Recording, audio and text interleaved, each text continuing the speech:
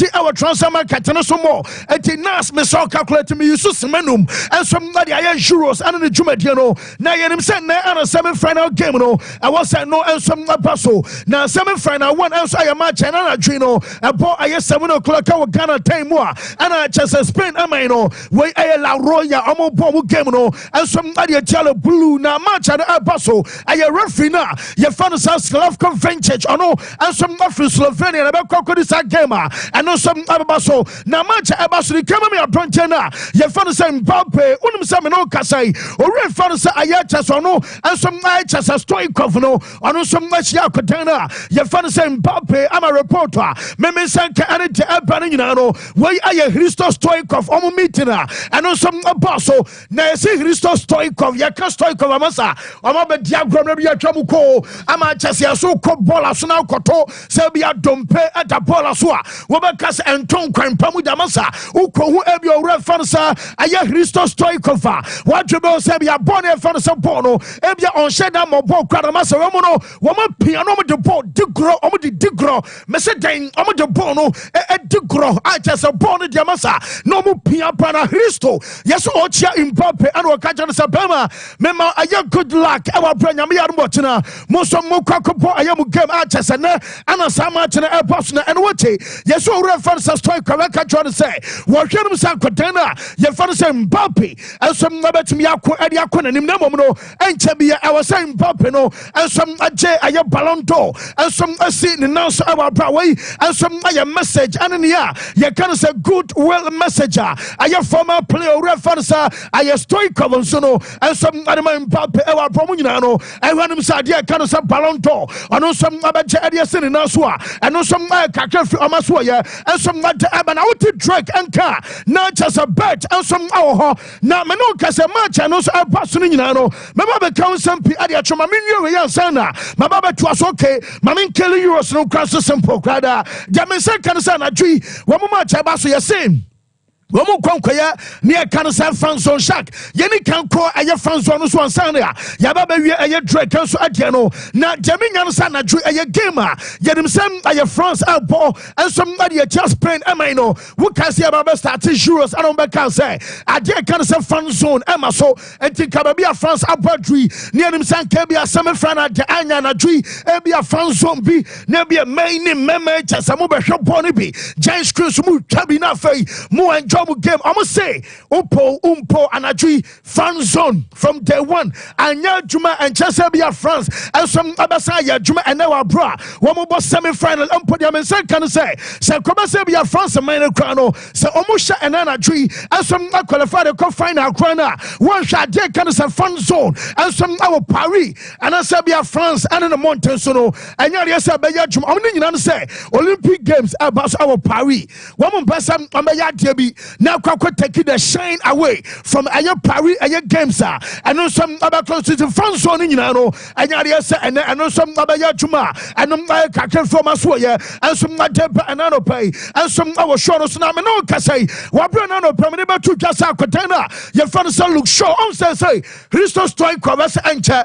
I was saying Mbappe at your Ballon d'Or. I'm on for some Omotidia Basa chances at Dow at the Kotana, your father son Vinicius Junior, and some the alcohol from us at Montempa, Vinicius, a boy, our Copa America, and Koye was suspended. Our bra went to me among game against Uruguay.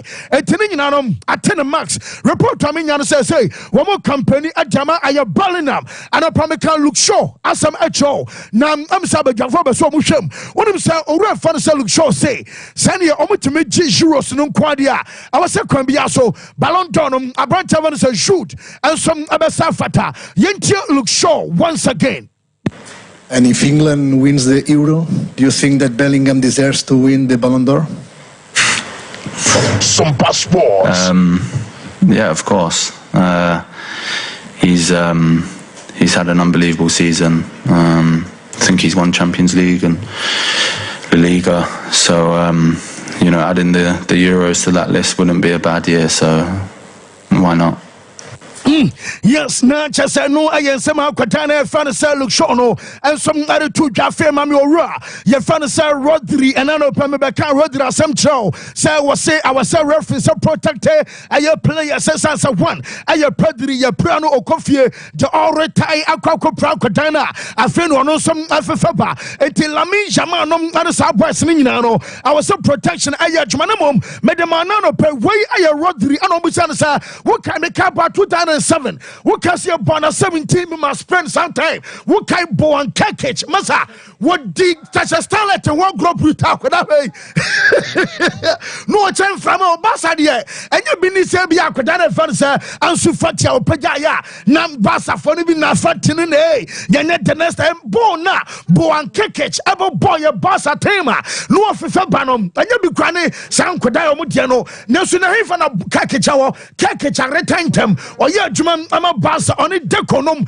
and some ana ya jumantine yana kwa basa obi dia eye susudia na dem faton wo tu hu fona wo de danta wa brabon kakra ano mu busa Rodri say enti anya bia no moni akwada na kasa say onsua bibi emfi bo an Kekich e carry ani mu ana was say 16 but when you kwada say you be na betia ne say onsua dem fam free obi dem abi kwada no kra no ye ka o ya we wo de ye nche Rodri on say bia akwada na ye fan say Lamine Yamal esua bibi e de free aye bo an Kekich and some experience ni mu ana. I mean, he's a very young talent, as you know. I think he's doing great. Sompa Sports in a very tough competition as is the Euros. I mean, it's not easy with his age, have the personality and the courage he's having.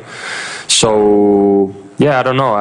I think that they're in the same club, of course. I don't know what they talk, but what I can say about Lamine is that he's very focused. Of course, he's still a kid, lots of things to improve, but he's helping us a lot. And the most important thing for me, he wants to listen and to improve with the people that want to help him. So.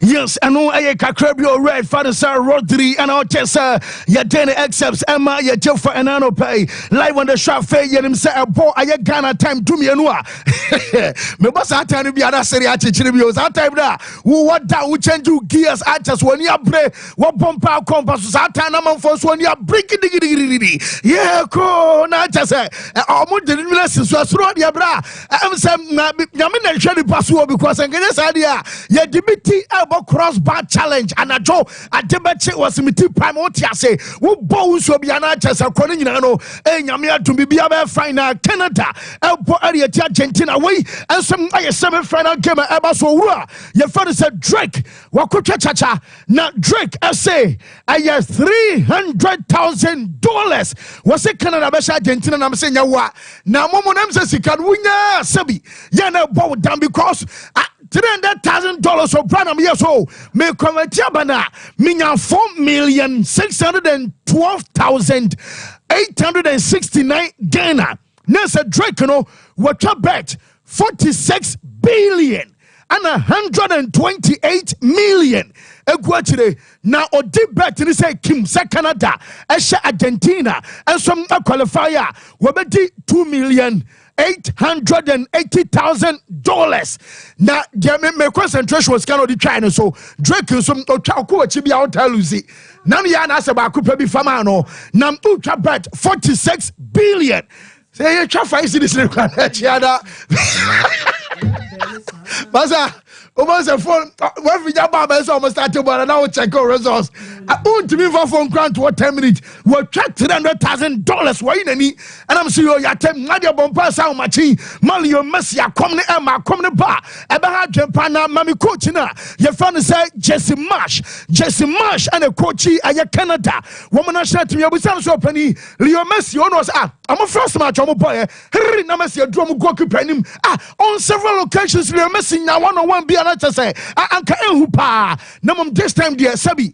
Uni Adrian Jasum Premier, no Atamasinti. Omubem Yamu Pampe, Sarabea, Leo Messi, and to me, Quine Musabium. Yeah, look, we didn't do well enough with Messi last match. Right, and he was able to run free at our goalkeeper too much. We won't man mark him. Okay, we will certainly, he's an emphasis of how we will defend, and our ability to keep track of him will be really important. We have certain things that we'll try to do to try to make it difficult for him, but we know that limiting his space is the number one thing. We don't want him free and running at our back line and running at our goalkeeper like last game. That was not good enough. But we all know he's the greatest player to ever play the game. And we the respect that we have for him, I think worldwide respect for who he is, and certainly the stadium will reflect that tomorrow. But it's always, I think, a privilege to play against a player like him. Yes, I know. I Jesse Marsh. I know. Anna Cheso coachy Canadian national team. And I just all confirm Sompa. Red fan Leo Messi. I the greatest of all time. I know. I got I in chair and I coach in the channel. The last time we catch us, I call Real Madrid. Nyame Adama. Omo preseason our US Ababaso. Now me kasa boys na omo Copa America. And it's just omo ko Euros ni na no. Omo mantem. Jaminya se Antonio and Edda Militao, also Militao, so Brazil for Copa America anymore. Jaminian so no, one of your central defenders at this is a manager. Your friend Ancelotti, Adabaya Jumapa, you see, I'm about to drop Pepe Penachese, reminded us a Yako, a US nanny, and Untina Dana, your friend say Lenny Joro, almost a Crambiasono. I was some Amadia Dana Bacanadi. I'm to be also when you piano, make the amount that and I cry, you see, reminded for some of us. Canadiano, one sign Yakotana, no my announcement, and I was from day one, our preseason, by them I am present and watch it, one more US and so I was Lenny Joro Akotano, and some account Emma Remari Timono, and some Akotuna Sika someday, and your Real Madrid, and I'll call Pescao, one more say Hono Oba, Udu Ding, I just say Udu Uba Jidima, Dinimum, Abemosika, Amokabich Mbappe, so on share David Beckham, and they Beckham, that's so a global icon. I just a honor about Pesca and I just a boy in it, you know, one of the personal terms and your problem. And to the American can you say, Ebimum Abedi Kenya extra days and Sena, almost so process in Nino, and I shall say goalkeeper, your friend Andrew Lonin, Fanamamina, Nina say, remember that Kotaway, what kind of Amokoba Champions League final before the bear story, Emma say, on Unquanum. Sana could do final was a table courtois madam not just what to the boss yet chimekoi I'm a fails your own quadrantana or mamba dear Janaba and to sudden I should buy in a pa now Menoka say me to say Amumana offer ebesine onya responde ye omo so mo twa akwada no ho ahia ye fa na Andrew Lonin omo 2.4 sam omo tiri e ba sa Brussels I was so free Real Madrid and some akọ na omo tiri e ba sa goalkeeper na ye fa na sa Andrew Lonin every Madrid akọ enom ababua amachese ne dache and chese ne goalkeeping career and some aye come na me no ka say no metese Arsenal manager fa na sa Mikel Arteta mabaka cho pensen Abrantena, your friend is Ramsdale, Abaco, Ramsdale, almost a pobi at Janaba, and T. Ama report to Aminian Sessiano, and some other goalkeeper, your friend is Lunin Arsenal, and some Anya Breton, and no, and some like Catherine Amaswaya, and some like the Abamame Bossa delegation, one more fly aqua Germany, and Yerim said game at Basso na Babia, one more match at Basso and Anna Trino, and one Anna Chester Spain, and some Anna France, Abasa Gamadicain, and the Atoms Alliance Arena, not just a Bamuchin Omo home, and as I came to Abasu, you say, or red fans said Deco, air fly, and them. Wokosha Spain and the France omu game or reference one Soleil and some other count and Alejandro Echeverria omunano among some other club team perform and saying woman Quaquatinum Adama Barcelona Aquawasha Spain and the France a boy a Sibabia one more tension Abaco a Nico Williams Basafonia bro yet can a salmon for Fusabia Gromecatron pay Michelle Bossam the boy no the latest time and perform in some way and some community Kodana, you found a Nico Williams now latest in here. Nico Williams said, you know, and we're meeting about so meeting about and we're coming and I'm in there and perform your Sarah Elko. Now meeting about some not deco. Our meeting, I say, one la porta, echo, and our coach and fan sans a flick on some account. Woman in our agreements are by the day. And who be here as our Sakotano, woman from Adenaba, and we are one. And to the second say, also no Panama Casabe bow, woman bluff because as some president Rokan and was I and our Codanum openo into a fan at Denabano, woman said Penin Casasa, Penin, yes, and you may be to say. Now, Jaminian says, Barca for no latest and ye woman sent the financial plan and a sporting plan.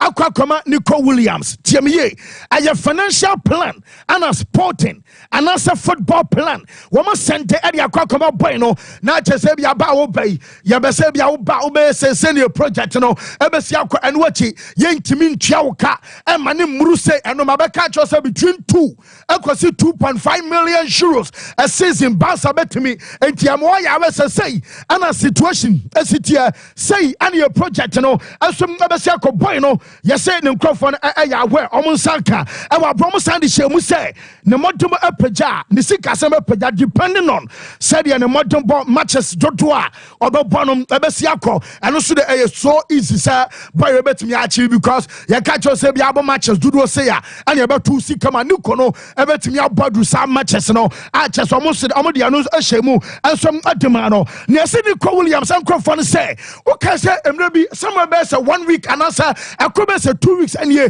mebeka so boy no nanka Barca for wolf ni agent ne pa and the Dominion say Barca for your majensanka omu yi ni agent no e de sin chen nanka mo ne boy ne papa ne chese abusafo na wie du no and agent ne se masa osuna taso ya mo to ne de mo ye ni nyina bra ayo osuna taso ana mo to bode bon won te hwehwe mu yi me asin chen. Now, when a Bama boy na bano, ya almost say agent in what she, why no one sign, or the senior mum, I get den, Emma Barca, will be also themselves in Canning, Sikanu, it's in common ye agent in a Sinchana comedy at Deno, and some affect so many better, Nessan Cracranaso, Media Pompo, and I'm a Quania, yes, I know, I know ye, I'm a no casino, yes, a boynum, I have Barca and Quano pair, yes, a boy so say agent and I and so be me and Mama, what if some it is a new conum. Yes, the message of the money agent is very simple. Now, Monfan Chame, yes, what catching agent is a massa. Many anything stupid or men need to be more sambia. Aya Basana, will be a bano ben. I'm a Chelsea and I'm a Arsenal and Massa on Paso Betty Liverpool bearding. Aya Basana on Wakatano and some other swap Bama Koday and some other one and I to say and so other matches and Argentina and Kakafi Amaswaya and some other Abahun Semino, yet Emma yet for an pay and some our Shono Safi, Jamaican Canasa would drew Ayabobo Crafans and yes, a friend response group for no woman. I am president of Fansa. I am Gerard Lopez. I know, and I am president of Bordeaux. Woman Cassas also run to say, Abaso Tom, I am Bobo Cafansa Bordeaux, and T. Obisa Liverpool Fansa and the piano. Woman some Akonto, Amope, I'm a San Comedian Alcoso. Now, Jamaica can say Arsenal. Yes, I was a player, no, woman Jabby Queen. Now, I know the young team who say be a player, no, Amobako, and Sena Ricardo Calafiori, Abba, and I say be a player never ba and say also mokono and some akwana Jacob Kivio Arsenal Elton sa defender no and what Alexander Zinchenko ono some omujano kwen e wa brain that so mu nyina never call ama Calafiori abasa on some bemanya ba for the amasa. Yere that don't find your way, but job and the one in the poem. Yere that is a no munya Zichan come say, and we're a midfielder, and we're Timmy Boha, and a fine Kosi Hina, where you, Wayan watching. Hey, I've already asked what I say, Massa. Almost a Dunya probably Fakra. I just a number catcher through my sway, and some like about 7 yet the amateur for Newcastle for say, still, I'm a Dasope, Noni Madueke, not just a Noni Madueke, Chelsea Boyna Enra. When Enzo Maresca started process, you know, I had some Newcastle for Dasu Pushi, Mabakana, some also the shop, Alquadai, one say, Omo Dasope, Mabaka, Quadana, your friend said Karim Adeyemi as a metro and run up. Emma Mitsu, our tip of no say, one with the pressure, Emma Dortmund, Sakran Emra, yes, Dortmund for Sikanum, asking price, I 30 million euros. Chelsea Casometria Teta and Neometria. Yes, almost so can be as I could day. I was so by UK, Ebabo Ball, Emma Chelsea, Karima Demi, make us some naturally. I right winger, and I say be a right footed. I winger, our Timmy Bonifaso, one of Timmy Benkumsono, one to the Abasa Demi, and some attack I boxers. No, now Man City, Akotana, Unsandra, Chelsea running across on the Panama, and on a corner of Macamiho, and I'm a Massa, Messi Tron and so day one, and quite as all Pochettino, one may say, Minami Camero, Pochame who, ha, enra Maraska na boys no sa se no musi possible no kwa na grobi na mudie wo possible no gina fa ko me na me so ma o chose them no dem yo body no style be say pia ko je fashion am ba kum ye no me say see wo twini pam ye sa bon bra mesi afi Conference League in there say ye the bare mini pre-season Conference League a mini pre-season never found so and yes I'm far be asem and ya means and masa ever found my money be say I just so right a year juma pabra they one and one boys no omo say na say na mu diagro last season no afena mo be think come with them Sompa afena mo hakla man go sano e baba year juma to right dia masa wa ba tena say bo juma bibia be come na bench wo homesa I just a blip test no because I am malo gusto and some anachas no and so every year Man City akotana your fan say Julian Alvarez akotano mabeka cho say Chelsea no any other clubs woman some up Julian Alvarez adenako na yes boy no say on your move maybe a move in other one on quad obey or mama tenafa come Man City watch Champions League watch Premier League o kan o meche to aso for again SC masa I was so baby and some afa City for say wo ma titi bia sa metabe kasa Kevin De Bruyne awie or Saudi goalkeeper no so we ono so Saudi mom wo mo hwa no say boys no omo be kasa nem pa list omo boss season we at Man City say no be kwa wo mo so akọ Eric Ten Hag and manager the first interview edikai anom aye season elbeno womo some drop me so to Juka anom aye 4 o'clock and also anwumrei yes about 4 hours Juka and coach and fan Ten Hag no the interview actually said edikai proud to aye season ababa chassis no and also about drop man you for say womo at this week ebe wie Matthijs de Ligt Gerard Brandtwaite and Joshua Zexi mebeka say almost second bid for Everton boy no am rejected man for this season on baby me say this a man show almost munya players ni be on loan on mefa yanya brebia adia betimi ya free e wo ha yenkoto nti se bia duru baby na obi adini play ebe famwa I was also just a player on loan especially yes in finfi ho and man you help a loan players ama e ban se bia midfielder wo mo som abehwem sanse sikani ho sa a chese baby no wo mo som ade betobi anso dia ba enom update aba ho sem no ye de amiete for Paulo Fonseca enro e wo AC Milan the first training aba so owie ochia boys na way and some anya retreat into a giant Emma boys in Kofi Enra and now no Omasa report and some our training our brand new era and some our chess AC Milano ayanda coach and Fanasa Fonseca and what Thiago Motta so mo take come mokona yes say interview and come na to say stadium no a funny pa 41,600 oh now what ban num just and also na ga say Bologna there na eh ya di na bomaro ga say bi ni dabi we a funny pa almost I have 42,000 manager now say baby our banum wa ban panim form just an update about me say be find here highest stake better what trackers here buy say I'm say bet now crying shall 20 minimum highest stake at the petra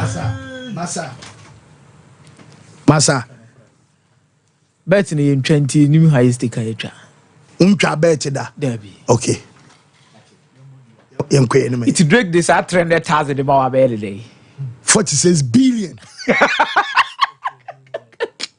oh carry 300,000 people Masa 46 billion hey na ubedi 1 billion no ayi car ba betwe wa yiko or septic tank none card rubber bet you obedi 1 billion and then $1 million oh la I say escalate here wazi give me the car sadi pa ni be jire wo okro waro sisi e ma $1 million abere mi se me no come say kroma ka dis obi adwane no penka mo ye show you me ho my jjj my ye order ma mo nuane ma mo baby abeva no pa producer see koba gidi nko man ne betana oh we anam do wa yama anya check obam no waje na ko money show team 20,000 hey boss team 35,000 ya bo ma su ya le tiro ahini ni ada zo atoa so ohini ni ada zo no atoa ma pebe 20,000 mo ne team mu beba the whole week gra metua mu be obi oma enya me oli petri masemo enye izo Sika de unya sika dimensu fe. Dimensu fe. Ebe ti say na wo priya go on oketi di bet. Ubeja wakọ. Me come obi ati oketi di bet. Iti wa wo oketi o ma wo bisa no ka so ni sika oboa. You obi wonu ma. What you say won fu na wuna ha de. So me say do sika say. Ombe ye wachi say eyilo pepra. Masa hwewse. Hwensi. Hwewse. Ansa no wasi dan. Yes. Dan no kwa be wu aja wa de. Sompa Sports. Fancy ma ya chetie for there wo bakwa ba biebu Fabra Sompa Sports. Na me say ene nkomo bebre na wo hono ma wo si etimi edi. The semi-final of the Euros is coming up. Now, let me say this is the crucial stage of the competition where a lot of attention is going to be.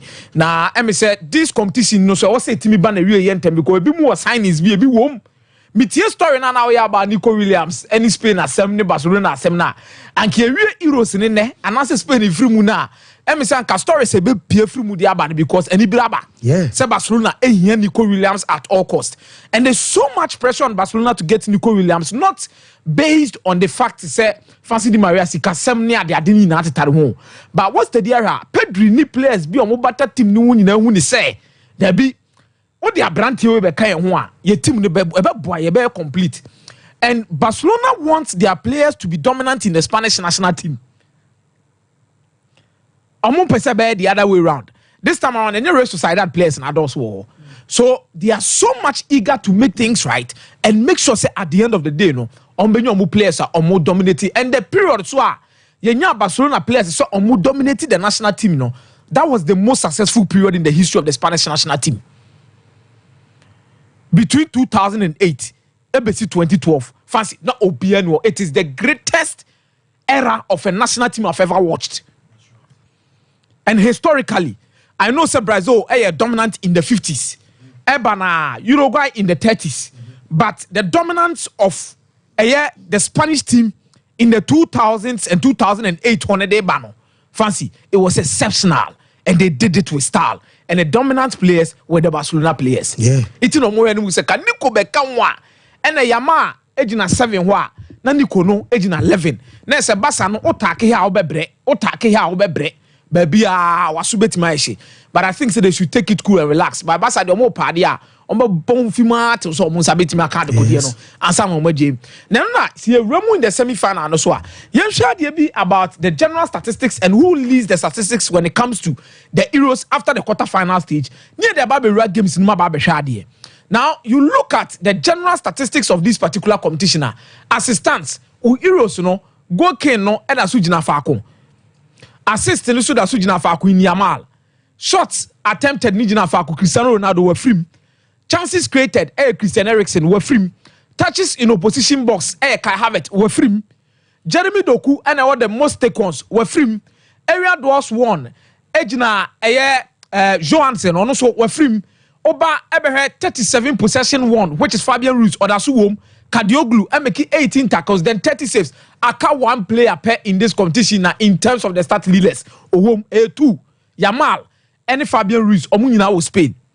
Now, and no Mumianu Nina Aqua Spain. Statistically, 4 nations now are in the semi-final. Omo qualities were him for, Omo then were him for. What do you want to expect within this size? Now, Ochaki Spain. Spain were the most shots on target among the 4 teams. Onokwano about 36 shots on target as compared to France on 21, Netherlands 20 and England 16. Goals goals share the rest of the teams now kano. 11 goals, France 3 goals, Netherlands 9 goals, England 5 goals. Chances created 81 for the Spanish national team, France 77, Netherlands 55, then 39 for England. It was bebre. Crosses attempted 91, tackles made, take-ons completed, fouls won, about tackles made, ni take-ons completed. France, every team na kanisuni inaso. Fouls won, area doors assess, ground doors assess, clean sheet ni bibiano. Spain and who according to statistics na day screen we say so no. Ejina shot on target, number of goals scored, chances that they have created, goals or ma consider which set a form and a corners won. O check France and who among the 4 teams on Macau competition, France and who were tackles made, France ahoɔden wɔ takeovers completed, France ahoɔden L fouls, France ahoɔden wɔ grand draw success, clean sheet, goals conceded, any total cuts. Anna o check Netherlands ahoɔden a ɛno ni gyina fouls, area draw success, total cuts, any corners won. Anna England ahoɔden egyina crosses attempted, fouls won, fouls, any air goals conceded, any total goals. It's fancy. Say oye Spain, any France na omoba besi akan na. Spain actually say omo in terms of being efficient up front. E wo anim won so make create chances share a lot of goals. So no omo hoden wo. France so actually say omo hoden so gina kwa omo fa so omo tackle in this particular air competition. Any kwa omo fa so keep a lot of clean sheet in this competition. It's a more defensive setup. So it is more or less like a midfield efficiency and strength against an attacker or so much prudent and make sure so on finish off anytime soon. What is any game now a bit me abaso. Now Francis any game ni bit me abaso. Yan share the kakra around these two teams in the possible 11 or me na bit me dia tuda. Say Spain team now it is going to be as usual. I think said the only exception is going to be Pedri. Ono ebe out of the squad ama Dani Olmo ababe dey ababe shame. Na me be kasa about Dani Olmo kakra na yehunu ade bi about Dani Olmo any the influence wonya in the Spanish team any areas are otai affected. So in this particular context Unai Simon, Cucurella, Ubenya Laporte, Nacho, Navas, Fabian Ruiz, Rodri, Dani Olmo, Williams, that is Nico Williams, Alvaro Morata and Yamal. On the other hand side, for the French national team, they would love to have their mechanical and tactical midfielders in that particular role, making sure so keeping this midfield quiet. For Fabian Ruiz to have 37, to have won 37 possession, and also or out of possession, no Kojebo and our recover Mako 37. No, it means he's a player who is so much effective and efficient when it comes to playing the midfield role, even in the box-to-box role for the Spanish national team. It's here France for the and Juma di betimi akoso any baby e ditumi ese key battles betimi apia free diaba. Now Mike Mignon in this competition, Francis Di Maria, no goalkeeper has a good save percentage than him. Yeah. Or 94% save percentage. Wow. Or bro biaso. And when the money order the French national team now, Francis Di Maria, he has been so much solid in build-up and abra oye saves so Osaso Honoma Obwa send your betimi akoye ediamomo. After Hugo Lloris, the question was who was going to be the number one for the French national team. And here likes Mike Mignon imposed for them. Theo Hernandez, Opemencano, Saliba, Julius Koundé, Tchouameni, Kante, Rabiot, Antoine Griezmann, Mbappe, and Akolo Sompa Sports. Key battles in the Tawasuneti and ye. And the game, the Nyoma baby, we play from Mudiaba. The Edikaya Dani Olmo. Dani Olmo affected the areas now or you're very much efficient when it comes to opponent in a half in 50 kakra. Say graph no honma shall like a boy with Dani Olmo. Aha, medasipa. Dani Olmo about 14 shots, 5 on target, 2 goals. 5 on target in no she areas now or tiny no. Eho ana yama tie the cutbacks in it too. There's just outside the arc penalty box. That is it. In 51, some spaces now we are number 6. No one careful. A blind spot. Okay. And normally no wingers in your attention in shade. So arriving late in the box, that is where he affects the game so well. It is Dani Olmo graph here there screen you see say Sompa Sports. We ngolo kontea. And what's this hard to crone on 51 the time and also bit me jina what me twa santo krono. Because we are den Yama bear cross the aba and obey cut back. We are then Nico Williams bear cross and also bear cut back. And these are the 2 wizards. I you can say wizards no mummy no winga juma no moye tournament we sure ma waso betimi ahye. These are what they are going to do. And in your mom betimi aboa and make sure say all these loose balls in and around that particular area in the middle of the park no Dani Olmo is going to be there. Okay. Because the battle in the midfield ne be N'Golo Conte or be press or be ma Rodri no hunto no. N'Golo Conte ne be press Rodri ne. Or no member na ye Rodri waduma because one he has the stamina.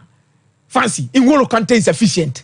N'Golo Kante is effective. It is a problem man you Rodri in free game no no na ade ni be gina so. On the other hand side, Obe expect say Tchouameni be keep Fabian Ruiz quiet on Dani Olmo. This is where Tchouameni will need to be tactically disciplined. Now on lose focus just to track the space or that particular center place now eda e screen so awuhwe se de be bibi nkofi won famba another key battle amehwe animu ye Nico Williams on Yamal against Theo Hernandez and Julius Kounde. Julius Kounde, I'm so happy for the guy, Fancy Di Maria. He's developing to become a better right back than a centre back that he was. Or develop it to become a better right back. And in this tournament, we're proving it. We're proving it is our battle. No? And Theo Hernandez, I think say Yamal is winning the toughest test at Yamal this year. And the move ending. France will have the best defensive unit in this particular game. It's a me kwa share Kante, me kwa share Tchouaméni, kwa mbefa so me deal with Fabian Ruiz, Rodri ni Omo, then ma hurt Theo Hernandez, and Kounde, Fancy Di Maria. Not even a single team in the history of Euros, and a team are winning 6 games at the Atuaso by France. Sompa and Spain, I'm who says our statistics, no. Okay. This tournament, almost passionate deba. They are the best team going into this particular game. And met Spain ahead of Air France. Well, Mezama say, me say, Vance, BBI fine. Oh, Vance, you are okay, me Bano says, Asana, the BBI come on. Also, tablet videos, no, so they attribute group. The BBI come on. My content to me, Casacasa Biasa. Okay. I contact. Fancy, say, what shall I give me a bass now? Most of Rodri didn't come about referees no need De La Fuente who didn't come about say referees no protective Spain for any will be involved in the game. Come say France for the chapa and for to Spain for any baby. And a France and so a dear back where you wear pompani tackles anyhow almost make sure say more stop opponent play. And almost just our fouls no places are and should I affect you baby to say Sharak nya sa omo and so I am the sense ya na my now to say baby omo commit fouls in the pano baby and should I hit baby but fouls need the on be committee and so Spain national team now they will take control of the game on the ball no more and the more they are in control the more and so look dangerous. And their France for the bet more in this game. They say a lot of fouls to make sure say every attack be a Spain for the bay dangerous. No, they make sure say me I say I don't so much distracted attack no. And so a more boss alcohol be as alcohol ends way. But the man referees nany abom so in the game of Mokwako until yes mudi home and they have players are very fast. When it comes to Omodebo and a movie, you talk of Yama, you talk of Nico Williams more, they'll get the ball, normally the ball and run it. And some of the ball and run here, a critic chances, and man, no matter the map opponent or no mobile, definitely opposing team will want to make sure say or no a creative fouls and so in the game. Say that tax on wine is over. France for you. Yellow card to Medi 7. Omundi red card. Fouls committed 50. Wow. Fouls committed in defensive third, 11. Fouls committed in own half, 12. Fouls over the 61. We have France for now. Fouls, Nadia, and playing against this Spanish side, no, most our bobo on the morning, the fouls in the Cosro. Because a oko tackles, so I come here in the toast, not tackles on so, and I don't more tackles here. And the more we involve in tackles, no, now oh, yeah, fouls, no, and say, cards now and more definitely and more and so I call match into the tackles and hard into the tackles are a bit has Spain for no and it's only fair say Omasha say di home come say them can ABNs say but the bit my ball referees no koko who knew my betimi because this point in time little details in a determined to be winning games They're a very good one. Say Omasha at your Mudi home, and hopefully Sadamano won't be the reason why I be a Spain echo out of the tournament. We want a France for me a solid defensively, a very solid, and a compact because all 3 men for the snow bona defensively will be a solid. We both 3 defensive midfielders will be a bit mama or that shit now here no. The midfield one the engine room for the Spanish national team no France for no cram ran to me so mess no Spain beats me on ball France midfield no to grow because Spain for the stronghold because running the ball game he's first to the ball yaji ball na enko Rodri ho otimi drop deep no abaji ball no in the one ye baby on best status or me pretty from her, then he moved to the wings. The France one will come into the game and make sure that side and in Manunti and then the side 3 defensive midfielders in Nano and be effective and so the man to me friend front. Yes, or Moody home come a yebo game na you know and conquer ya the end be decided do win game granny uko Germany I don't Moody home come up a boy Bob in Zayanje. Ntini ye hwese yebo game na wi na game na efe no yensu atimu hu de wi anoma enso betimi akọ ba bia duru no say one put you Arsenal forward you are definitely losing the game. The France for say the names are boring names are boring but they are effective with results and everything or more no maybe at this time around no you will see an expensive football from them but give a game no there I see say Spain for no beko akọ final no na omo enso timi aso metimi agea but fancy the woman say France other attackers no omo disappointing Mbappe and one Mbappe so far yes so all can France national team na this tournament goals for match no enru 5 mpo and now we one national team on this tournament o he o attackers e kro mo number tournament we ase a obia nim say team back one as a national team back one and go born home the tournament we say in terms of goal scoring power no any football F no na France for no ka ho but on buy you who sad no France team nim and no attackers no Antoine Griezmann Kingsley Coman you talk of here a branch F no you talk of Thuram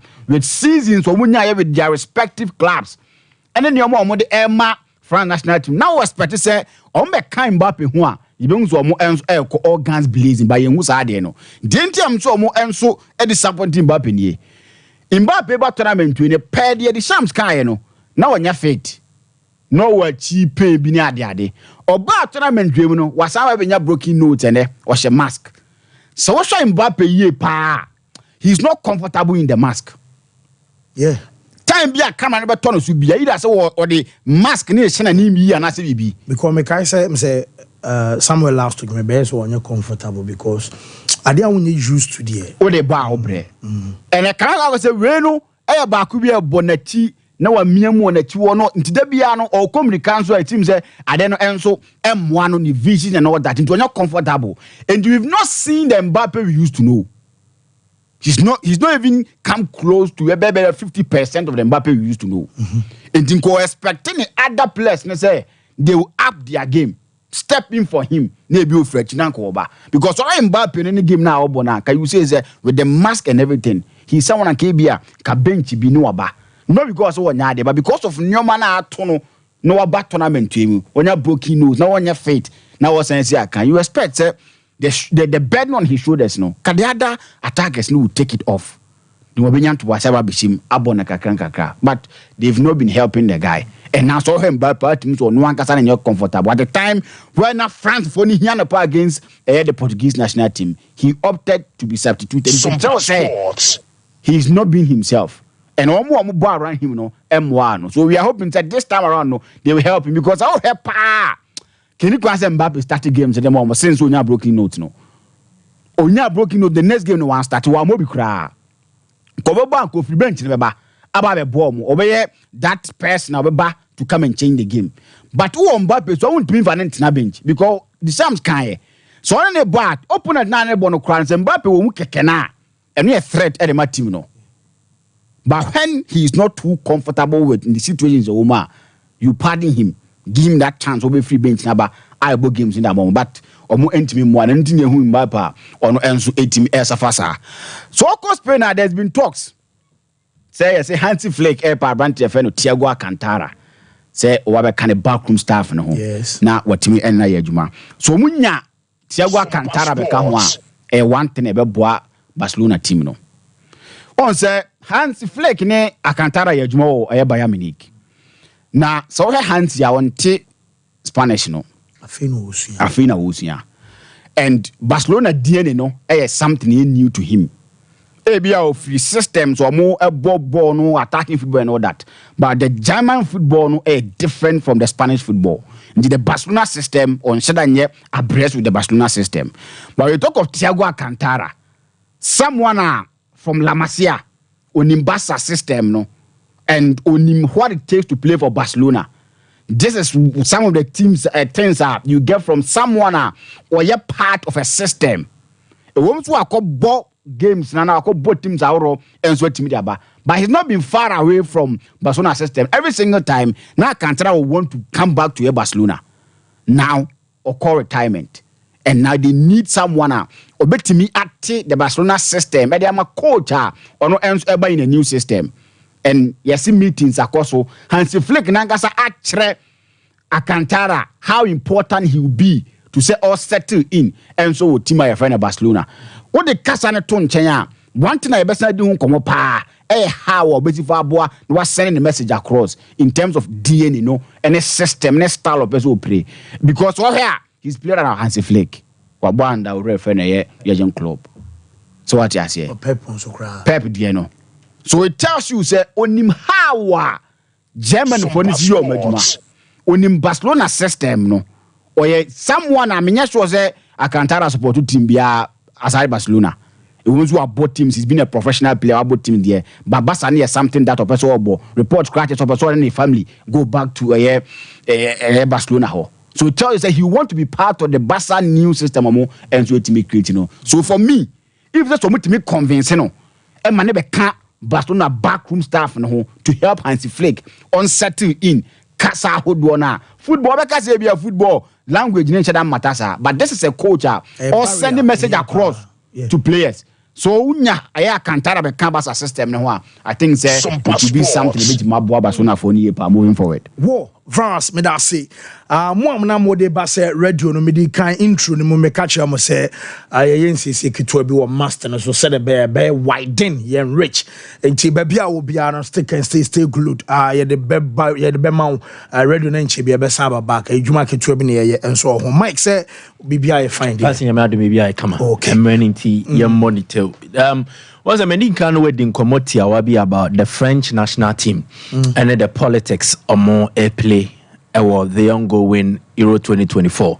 Mbappe Bekabi say about where Baso they will need the people to come out in their masses and vote against the extremists, either the left wing or the right wing, which is the far left and then the far right. Nina say the French national team has become a symbol of French unification. Nese representative France minor. And ye maya sabiade efita for nkwana sa white people nkwana achechire. Nemum yenya people of diverse backgrounds, people from different religions. Oh mabekabo mo ayo mind back. So they believe that in that unified approach, and in a day success edebe France on various fronts. Economics, social issues, whatever issues are, confront your mind. But the body politics of France, or more republic, ne say, ebimo belonging to different ideologies, and then you classify be say, and the way you left, way you right, way you center. Now the far right, they have a certain ideology that the ema which France minus bakuti through illegal immigration and then other immigrational laws yediaba manimua say bia komia ye Ghana ni nakodonkua waware ne ye Ghana ni omakotena France so omoba na nyini adru 80 automatically or no so be French citizen even if sa komia ne ye no omonye French for into omogidi say samra no it has somehow contributed to the economic struggles of the French Republic. Two, they believe that the violent ratio what France issue to Kosrono and Muslim for no into the Muslim boys in France and Montezono, excuse me to say, according to them, this rascals now, causes are to trust them no. It is a sango funny inano. Ye tighten the French immigration laws. Ye miemu pampia. And ya don't make me about chromo crown number 7 or mabedi saka kabensem no. So that is that ideology. And they've always had personalities who have gone toe to toe with some of the French sports athletes. Bankomo Weno will be situated in the footballing contest. Now, DNC, after the European Parliament elections, in June, the French Macron on any party near more combination, no, they lost as many as 9 votes. Fancy. A trigger Macron more said then there should be a legislative elections in France. France will 2 elections. Say yes, there will be the presidential and the parliamentary. Almost what the presidential and then the parliamentary elections. But more friend the parliament. More friend the National Assembly. Good. So the National Assembly, they have 2 rounds of voting. The first round, will see voters across the various constituencies. So omuntu omaba into obi obabe MP for the Constantibia Swame constituency. Not the constituents within Swame. Akotu abase from this party, from that party. Ye pedioba ye representative or the National Assembly. Say ye tuma now 50+1. They said the ye inibia. Where we need first round. But so when you 50+1 now, or more ka unhubiano, do you 12.5 or more? Now ye the called the second round of elections. Into France, ran a 2-round election a year timetable. Now fancy, the first round also on the 30th of June. 30th June by no omo mapping in nuanom omo campaigning against, which is the rebranded National Front and omo from the Reassemblée Nationale. Omo no munya the maximum number of votes. And the Sharakim why. First of all, give us the French elections one. Near the constituencies that are encompassed. Omo 577 constituencies. About 1 year tono. There were 577 seats. Well, benya 289 when you're the instant majority over running parliament. To say you're the majority and then the minority. And to 289 now they want for majority. So it means that presidential the executive, legislative, parliament so but amemo say majority no kokodi opposition party ne wa amemo na ye den the amount. Nemom accord the main party now, then it helps. Inti sanity. After the first round of elections, we shout out to the next picture. Yebeu how round 1 and round 2 is your coenti. After round 1, the most seats won belong to the Reassemblement National. Amoye the far right. Mbapemo Omoka Setiano. Omunya 38 seats after the first round. And the Front Populaire Nouveau, the new front party, omusunya 32. Now Macron, ne ensemble, omunya 2 pe after the first round. It's now memoir she. Macron, there's a Mbappe Adamfo, and he's a centralist. Onu oni benkum, onu oni nifa, ojinam fin more. So they lean towards on any ideologies, no politically. And T2 no nya no. Then a course stir. And this was before France ever bought their quarter-final game. Our money Portugal, a boy, So Mbappe be kasa found. All the players came out to speak, said people should come out and vote. But after the first round of voting, the only seats I to me we say where the many the first round into the second round, fancy now a 76. Now it's a 501 seats second round name. It means more seats or more constituencies will be voted for in the second round. And to the campaign that they did, Joe Chonga, tennis player, gym. And what happened was that now the Reassemblement National the far right number Mutiano, they lost marginally in terms of the number of votes seats won. And Tombenya 105. Anna Macron party ebenya 166 of the 501 from 2 to 166. It tells you the impact of these sports athletes. There's a boys will see. Why? Then the new front party and so benya 150. And if you combine, it means that total seats won after the elections, round 1 and round 2, fancy. New front party ni benya 182. Ensemble, enya 168. And the Reassemblement National, the rebranded new National Front Party, enya 143. And today, Mbappe mo shane say, yeah, madi or no toss o miensa no, embedi or mine so, ankonya 289 na. na de wabefa eye parliament national assembly no ebema ne omemu aye den e de amamo na amongst the campaign na omoye ni na no they also were campaigning against immigration, tightening immigration laws. So Mbappe mu kasetia, it was for a particular reason. And they have won on that front. Now why when the Dasari and Sablema National Nimu Mbappe mo omo time omo sa Shadrach can help us with their ideologies and the campaign message. Na Marie Le Pen or ne Jordan Bardella or Modeye. Read from the third sentence. Say it opposes immigration, advocates significant cuts to legal immigration, protection of French identity, and stricter control of illegal immigration. Immigration, no, legal and illegal, they want to clamp down on it. This is tiaso.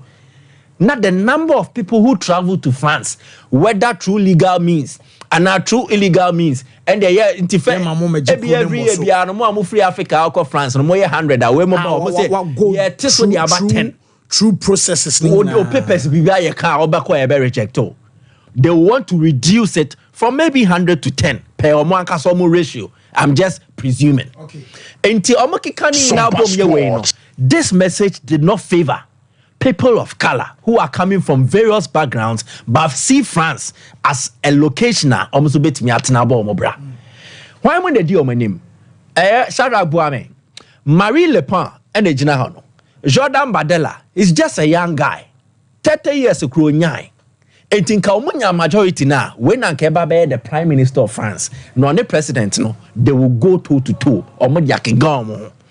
Now Marie Le Pen, the daughter of Jean-Marie Le Pen. Where Marine Le Pen. Ne papa ni Jean-Marie Le Pen. Now Jean-Marie Le Pen, Obia, since 1996, wakoso edidi France. Omo national team na ebe before no we di oma temsa from 96 neighbor. Since the time of Aimé Jacquet. Yeah. It is something he does.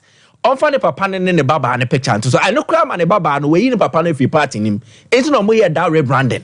Enti papa ne baba ne to no. Papa no say be o cancel from pa. O when shoe no cry to. Oh, that's true. Shoe no since one on pija na one no be ya pa. Wait. So ama we nya time amongst the people of color in France, especially because he doesn't embrace diversity. The complaints back when France won the 98 World Cup. Now so when France national team when I'm from for tun for way your born national anthem no crow to be where there's someone in France 20. It is a shame to the nation. Now France 1998 squad and Shadrach the two so truly they had foreigners, 13 people of different backgrounds. David Trezeguet, Argentina, Onya France ni. Christian Karembo, New Caledonia. Lilian Thuram from Guadeloupe. Alain Bogassion, Ono Efri Armenia. Bernard Diomede, Ofri Eye Guadeloupe. Thierry Henry, Martinique and Guadeloupe. Then Robert Pires, Oya Spanish Portuguese, Onya France ni. Then Zinedine Zidane, Algeria. Massa Desailly. Desailly no a adopted name. Nidi anka say Abe Odenke. Desailly nidi anka say de wo no. Abe Odenke. Ne ma me koware the French consul a Ghana. And yes he adopted no. So the Massa Desailly was not even given to him at birth. Enti yan kan okran fan kan. Good. Yuri Jokaev, Polish and Armenian origin. Patrick Vieira, one of France, Senegal. Bezente Lizarazu, of Basque origin. They say Griezmann. Then Benalama, French Guiana. There's a France for the Papa ne did the attempt is true. But the diversity in the way we are CSI. That is what makes the France national team beautiful and not just the football team. And it's Mbappe mo kasetia or mo soritia. It is for these particular reasons because the few say a woman say Marine Le Pen ne try say obetwe who fidera papa no or supporting no. Still, it has been a difficult thing. So the leopard has not been able to share that spot. And certain, ama enya time edi ama party now or no edi enim. No matter rebranding the doa.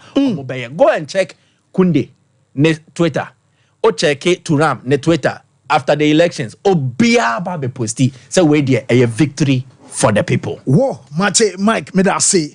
Na cloud internet, I say yemfanto when me say wope internet stable wo fie say unyumam wo krokasiem ana say wo kroketuo mu abomode an say when a cloud empenifo no ebe kasa we dia mekan ebo no wo from internet na ntin ko rough ya be sama Wi-Fi ama hotspot enso dia soso and nti mo wo schools mo down no mo wo banks ene chese miam ya hodo am behia internet ene dia kan nyina no cloud internet enso ebe and find digital security locks no ye install be and after make house CCTV aye camera so be installation ama also wetimi abo fie and we japade ho ban ye wo top high enye ira kwa odru ho a obi kran kancho o de je number si na frɛ aye 0202 699 110 0244 601 933 cloud internet and so ebejo so time about product no you were dread fancy time about me share kill malaria one time ebe two malaria fever so honam no what say emu ayomre what in kase wa poso aboso onum penum etutu untimi nsori nkonyuma so chese why emremremra what drone aye time about mixture so be our testing for malaria na basampa e money be o mo janemu dia droi ana ebedi wa kaginamu amo onum ayonwun wonum anya oda drone no aye time heba mixture afi oye bema wadru aye time heba mixture anasa ni capsules or banso ebeboa ama honamani chese wase wo nsansa guo ana chese no ma enwie pema no nyina no watimi atu ase ama obema so nsuvita bi efru bema mu ba no nyina no enso ebejai pebi to ewo pharmaceutical and heba shops nyina mu time enro no aye 0244 417669 Bafu Polo. What day and your man swab or sign your man kama. Ama says so much share on product in the mukina until one with to make canon of so your banners or your bema.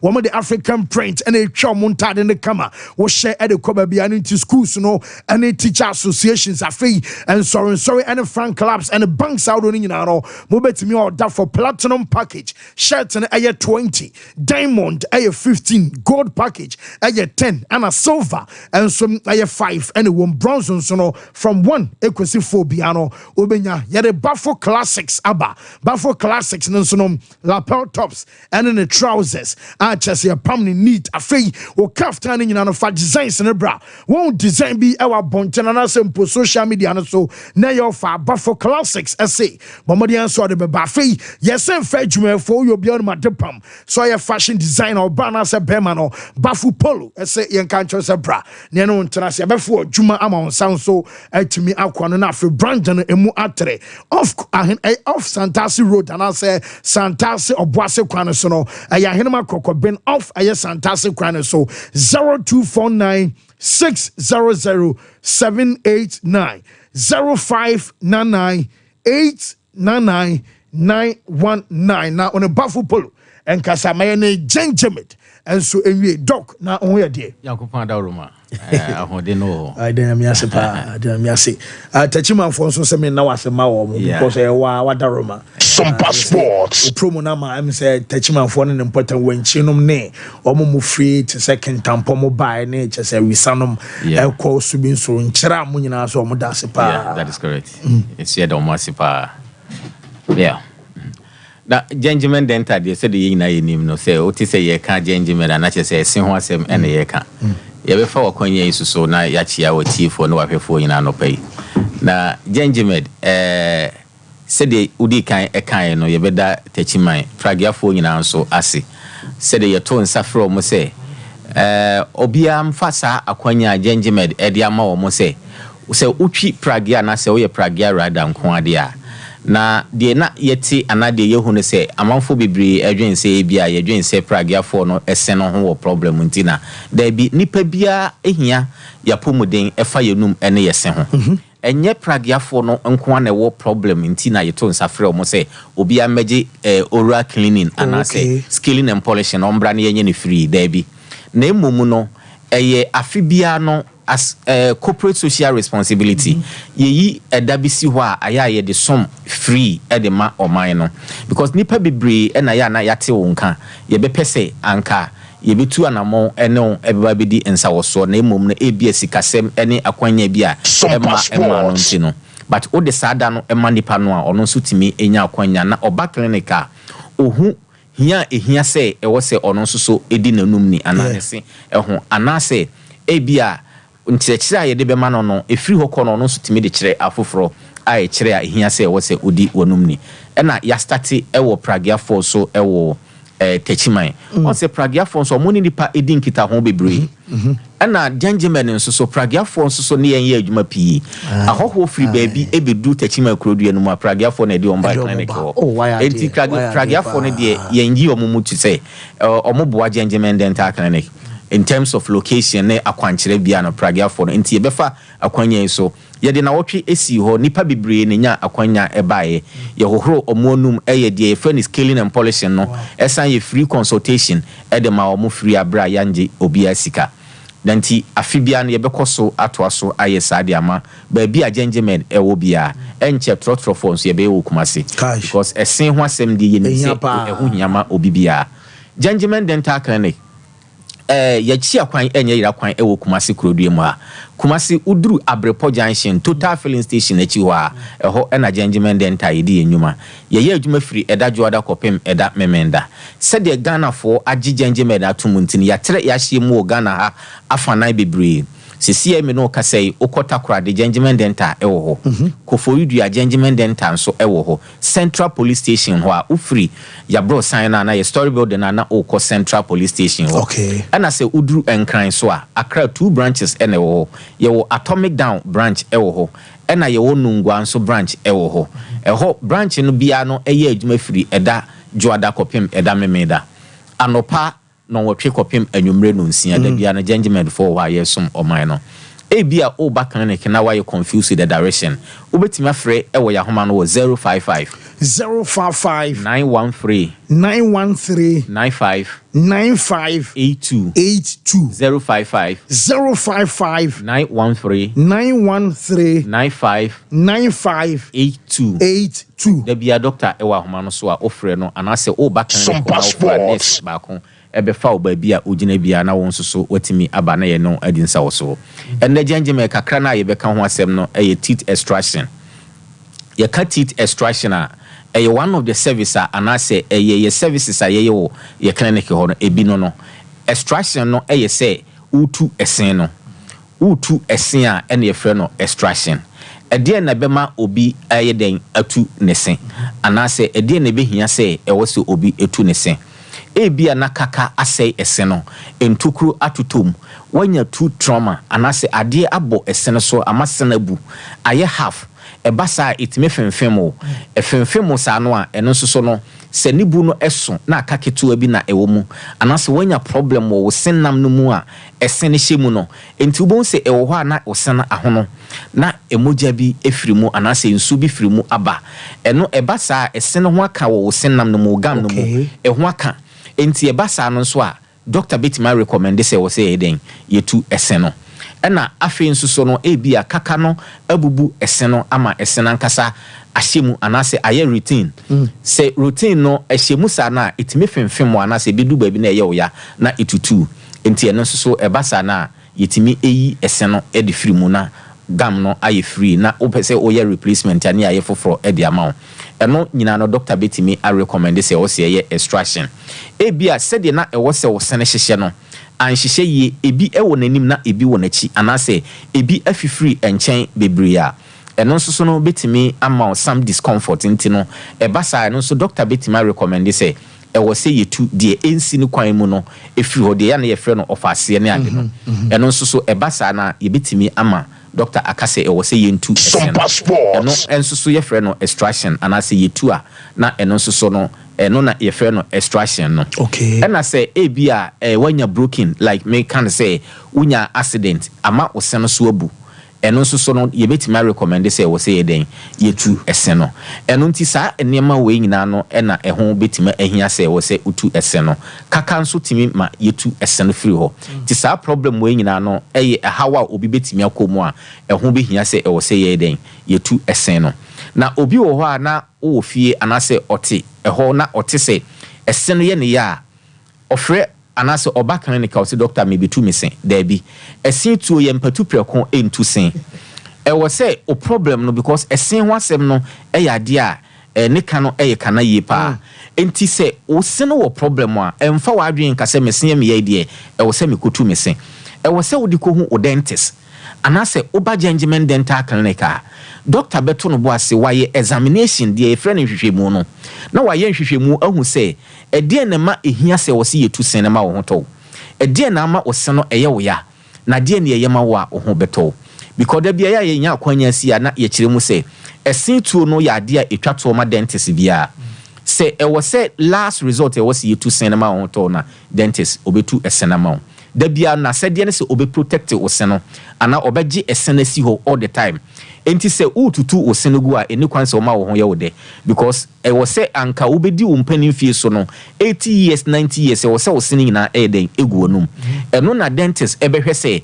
utimi bebo saa esen ho ban all the time na e wo ho na mbre bebra ye be recommend se wo se yetu esen no eye ebia anamo a wantu ni ntem ambo esen ho ban na obeduru clinic no ye bibia enye ye na eho behia se wo se yetu ansa na ya yeden yetu esen no enti se o sen problem a e wo se oditu anamo e de ba clinic enka se doc mutu sia e yesen wan kasa mpo no unim de e wo se ye ma esen no but enye se esen ye wo ya e wo se utu ye wo options bibira ye betimi de age esen no e de asi ho ye bibia na enye yi ansa na yetimi aka se ebia e wo se yetu esen ma o hoto enti wo se ye wo ya enye automatic se e wo se utu anamo e ba clinic doctor ye ne check up no ye examination ne ewie sometimes yetimi e conduct x-ray ye ma wotimi twa x-ray kwa ehu de ekoso wo senam no mu o root no esen root na ehye nam no mu no e de na ekoso wo ho a ehu behia se wo se yetu esen no ansana ya recommend e de ama o se yetu enti esen tu no ehwehwemu bebre e wo ho ansana wotimi aika se wo ye den utu esen no enti o problem e wo se ho a e wo se utimi editu anamon e ko clinic na doctor ehwe o problem no ansana wo hu de e wo se ye ma wo gentleman dental ye chi akwan enye yira kwan uduru kumasi aye wo Abrepo Junction Total Filling Station no achi wa eho na gentleman dental ewo na se uduru enkran so aye wo Nungwa main lorry station ho yesan so ewo Atomic Down do mekwa benya runabout gentleman esan wo Koforidua Central Police Station no enchen ho ana se story building na ufura na okos station police station no eho na gentleman dental ewo gentleman dental esan wo Techiman udu Techiman a kenten kwan no so anase kwan na eko market no ewo magazine ho kwan na eko market no eho gentleman dental ewo ho branch bia eye adwuma firi eda joada kopem eda memenda anopa no wotwe kopem anwumre no nsia gentleman esan wo takorade anase ebia wo ba na why you confused with the direction a obefre your number no ewo 055 913 95 82 055 913 95 82 the bia doctor ewa homa no so a ofre na ono betwetwe nkomo problem a ekoso wo num ho ene wo se ho bia no da bia no yenya akwanya si a na ye de aye afutuo e de ama obibia otie gentleman dental se oyare anase ebia oyare na otiapo a o brush a o use no e wo se o dispose brush no we ye oral advisor ye de ma obia se ebia wo pomuden no ekofom kakra na ukọ clinic ana ukọ hospital ye treat wi na wo hoto o recover e wo se o dispose brush no so e use na o use foforo and also so e oral advisor wo se ye tie no boys no be mu di twi so me nwotwe o dog gentleman na ho to no kwa no o use brush ni twi se de o horo jeans no enti gentleman dental ewo ho se ebesiesi bebo wo se ho ban ama wo se ene wonum ene wo se ho akomoden no atimi afa no ntoma pa afira fo woni kire Abrepo Junction Total Filling Station achi ho eho gentleman dental eho na yedi enjuma ye adwuma firi eda joada kopem eda memenda yeda atiefo ase doc yenso da se pa gentleman dental clinic doctor na wate ne kind of dentist no na wose se wo yare na hospital ne wo pane ma nduru ma ho to srew toothbrush how use no ba fi aja use foforo oh Shadrack we dey was small ba ko na wa use wa twi a yen ko break camera ba na ya ba beto aso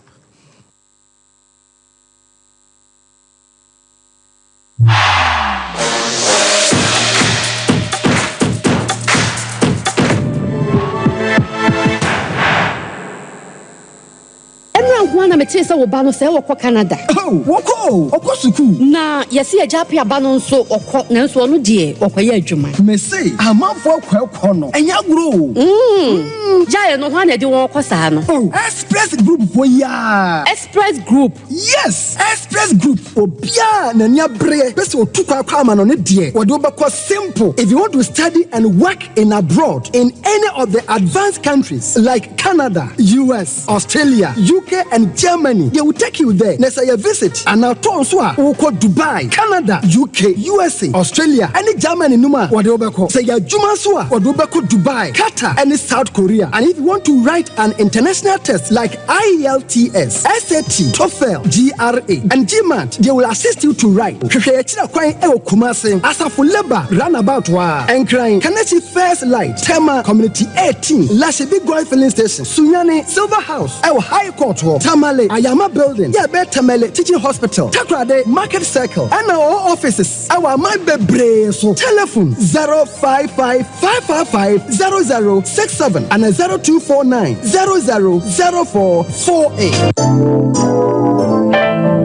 Mamisha time HH heba Mr. Bina unumi and ya wat dropa a ya draw a ya draw say a manipaduan kwamwano enya hoden na akwatia yare and train yare and san wakwakoto fire wadro na nomno abribia Kanoga Company Limited what the time TIME ebe dwasono wonno and the time HH heba Mr. Edia bedwaso akra wonyanya mfisia dumienu enum bi wo pemfo ene oba wo makra nufo enso enum bi time HH heba Mr. Who benya bi over the counter medicine sellers any shop dodo na mu so wo pedodo to afre 0244 417669 0244 417669 time HH heba Mr. Eyadro say FDA adje edwadie nkratoe atum the ones that now from toothbrush no why and toothbrush no ninya Ashford na ninya Ashford dear na so evident no way who that the evidence ben ninya Ashford toothbrush oh sweetheart Ashford toothbrushes no you want different types she abena de ya moku hu Ashford Princess and now bra ko dudie no so Ashford Galaxy wo de na ira no so Ashford Evident media so Ashford Executive and now media no so Ashford Friendly without Ashford toothbrush my dear Ashford toothbrushes are who do dear papa moto ne to me bra dodomi ye dwane bia akwahyehe ho Ashford Prince Ashford Princess Ashford Friendly Ashford Evident Ashford Executive ne Ashford Galaxy toothbrushes Fibo Ventures na kofa bedaso etu phone 0241 545 646 and 0200 600 934 Ashford toothbrushes they will soon need. If I shop, I'm sure you'll bag it. Brad, and not so good.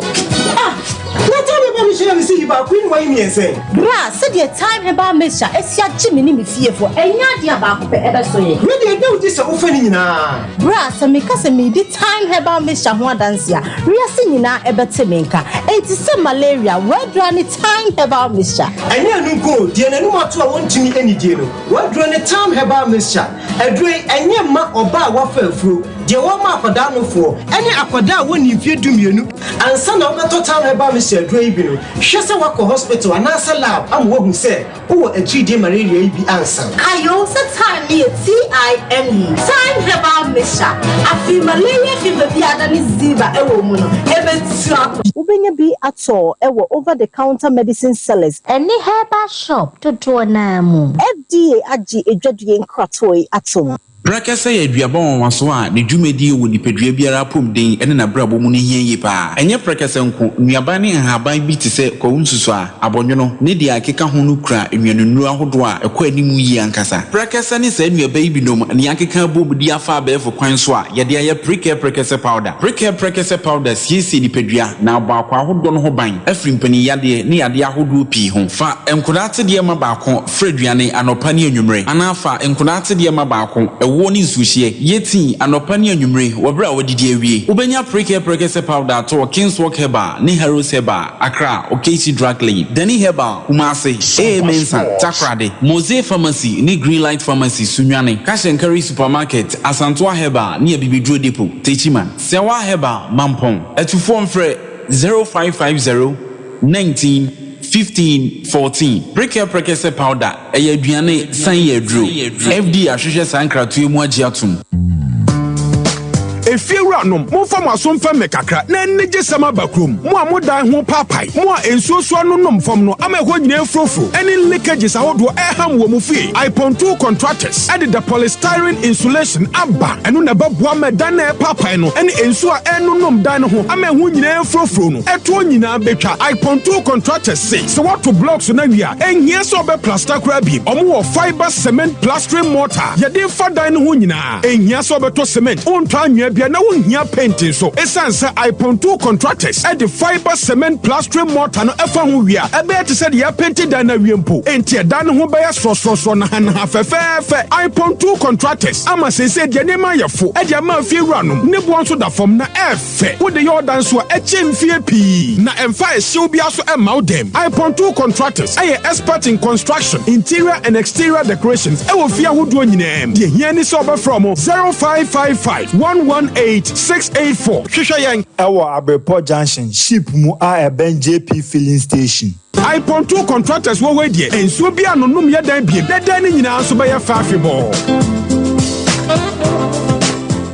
So wallpapers papa OP wallpapers and American for amount. So wallpapers at their decorative offices. So fee and sorry. Say ye paps ahodo. Baby bia unya wallpaper de do jume biano. OP wallpapers Efro. Yama wallpapers ebe macho blind curtains. Eba bedside lamps and so OP MR types or mar shapes. Colors ahodo ni nyina. Ubenya bia to e wana so ye ho. Say OP LED backlight e de above flash screen e chia. And so OP ebe so selfie ring lights out of phone bishim OP wallpapers and a bema selfie ring lights OP ewo Kumasi Doom first floor Nana Kwesi Ajman building name Tafo GNTC building first floor and a chronom or barrier on the market and edian share so open wholesale and answer retail any OP any so free OP our 0540 353750 the mama kwa baba gentleman dental clinic yedumadi ne say yebesiesie wo sen na yabo wo sen ho ban ama wonum enso ate anase wo sen animonyam so afa ntuma pa efi wo fixed one no anase ye tafre no permanent one no eno susu yesi a untimi entu bi eno ene efre no PFM bridge anase PFM crown afi yesan eye cleaning services oba ye profession no mu na ye friend scaling and polishing se ebia enema bi ahyehyehye esen mu se bi wo kasa etimi mapampan ene ade ebamu na no oba gentleman dental ye ni nyina bi ewo ho gentleman dental clinic ye wo Koforidua Central Police Station enchen wa na wudru enkan so a ye wo nungwa na atomic down domekwa benya runabout no so na wudru takwade pipe ano traffic light na ewo pipe ano ye ne OGN bank na wo the same premises na kachiman so ye wo magazine market kwan so wa anase opposite AY Ahmed na wudru Kumasi Abrepo Junction Total Filling Station wa traffic light na anihwe G runabout no wo free Total Filling Station na ya bron sign na edi ho ye adwuma free eda joda kopem eda memeda witini afre ya homa no e wo 055 913 9582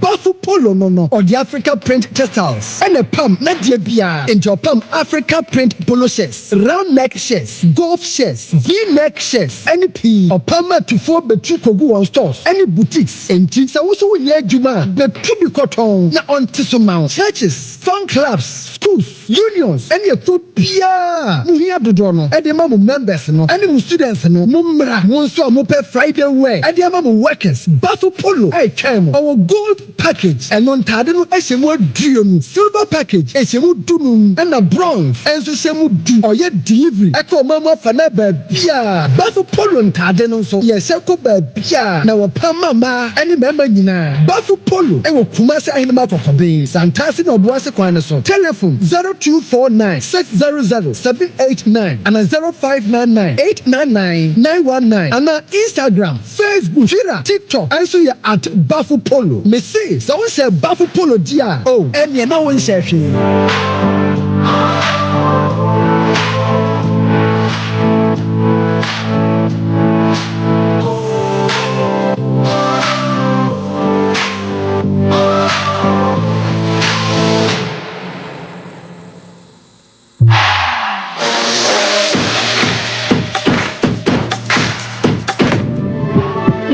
Yes, Yemena Fe Yemetwa so King Luther and so a day a local stories and a bamin program real quick.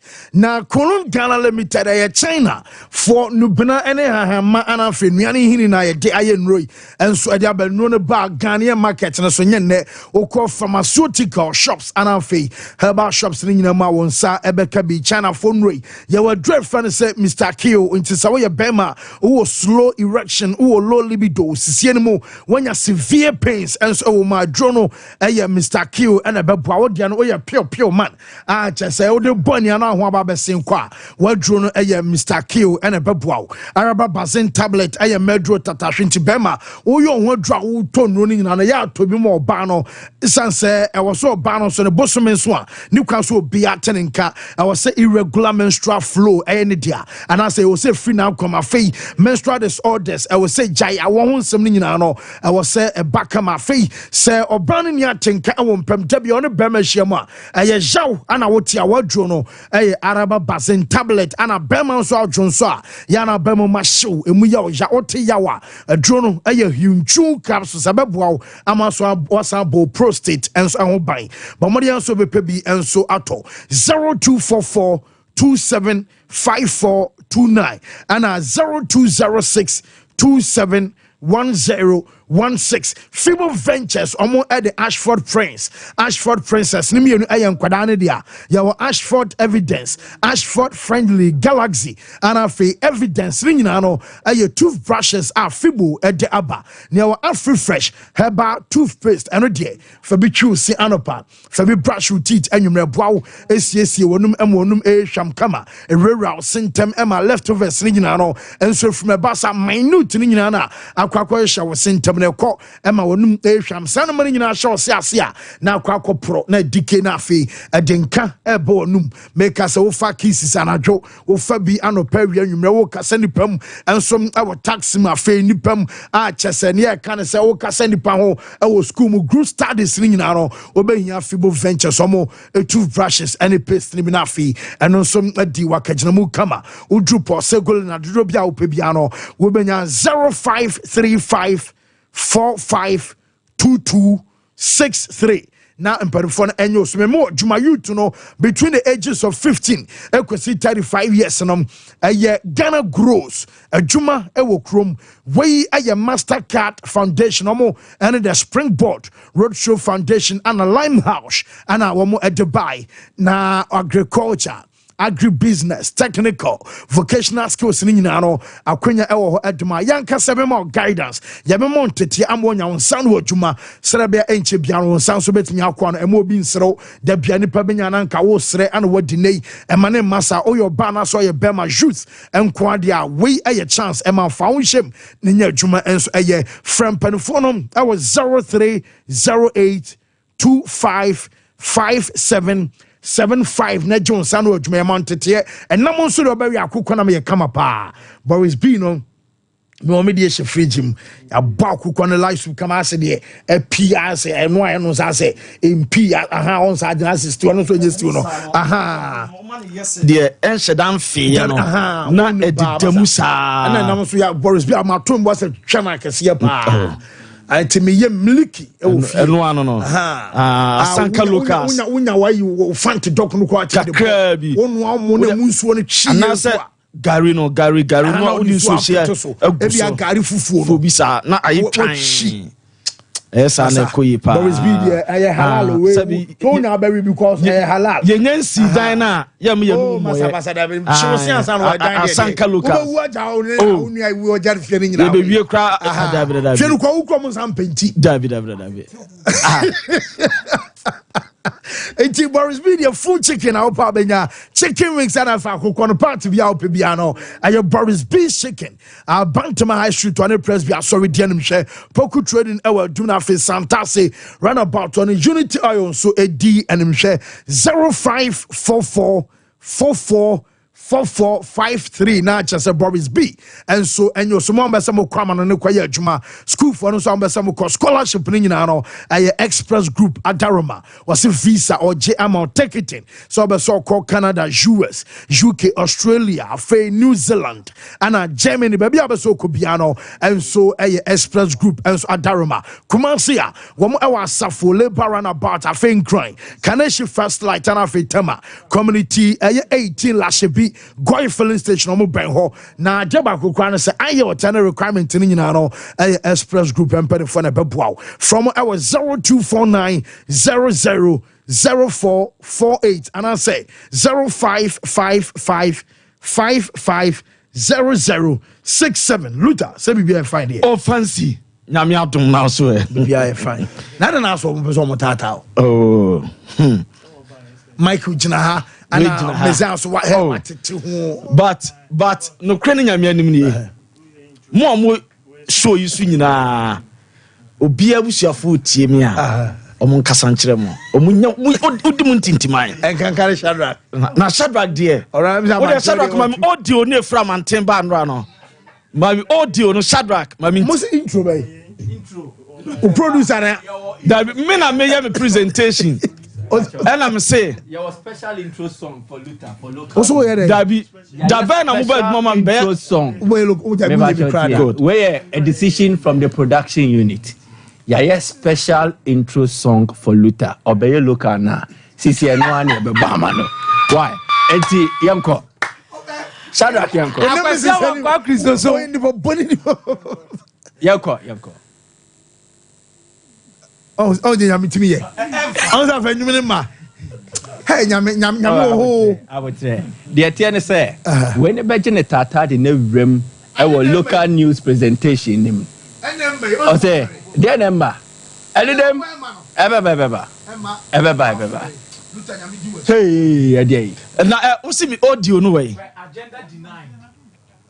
agenda delayed is never denied it is a delay you deny it will come. Hey, Yankubo to me so na pictures no Lampard mo pictures no message biaba okay antina me ka no in the background oh yes enra assignment bitimi ko so na assignment no mo den crefra mantia breme and obi wo ho say de ida sana wade begu ana say ni oba na beba kuma sere bia amante de otimi sere bia and we wie okay because member bi now buy job boy fie ne ma wo die yes we are at the tower good wo the tower good kono wa check nika as a fie no kra wo ha ye wontu akanwie ye eno kra ma me wo fe 2 na me wo fa kasa ye Sompa Sports nipanyo asem 2 na hu ro do ya mo mabo video we what's what country college days na jumle sabo we chiri no fancy me ntimi nya adwuma oh kafra look at because e bia o ma ju so person mo brema se okrum ha because they had we also di kan share be fa oh yes o papa na de buy say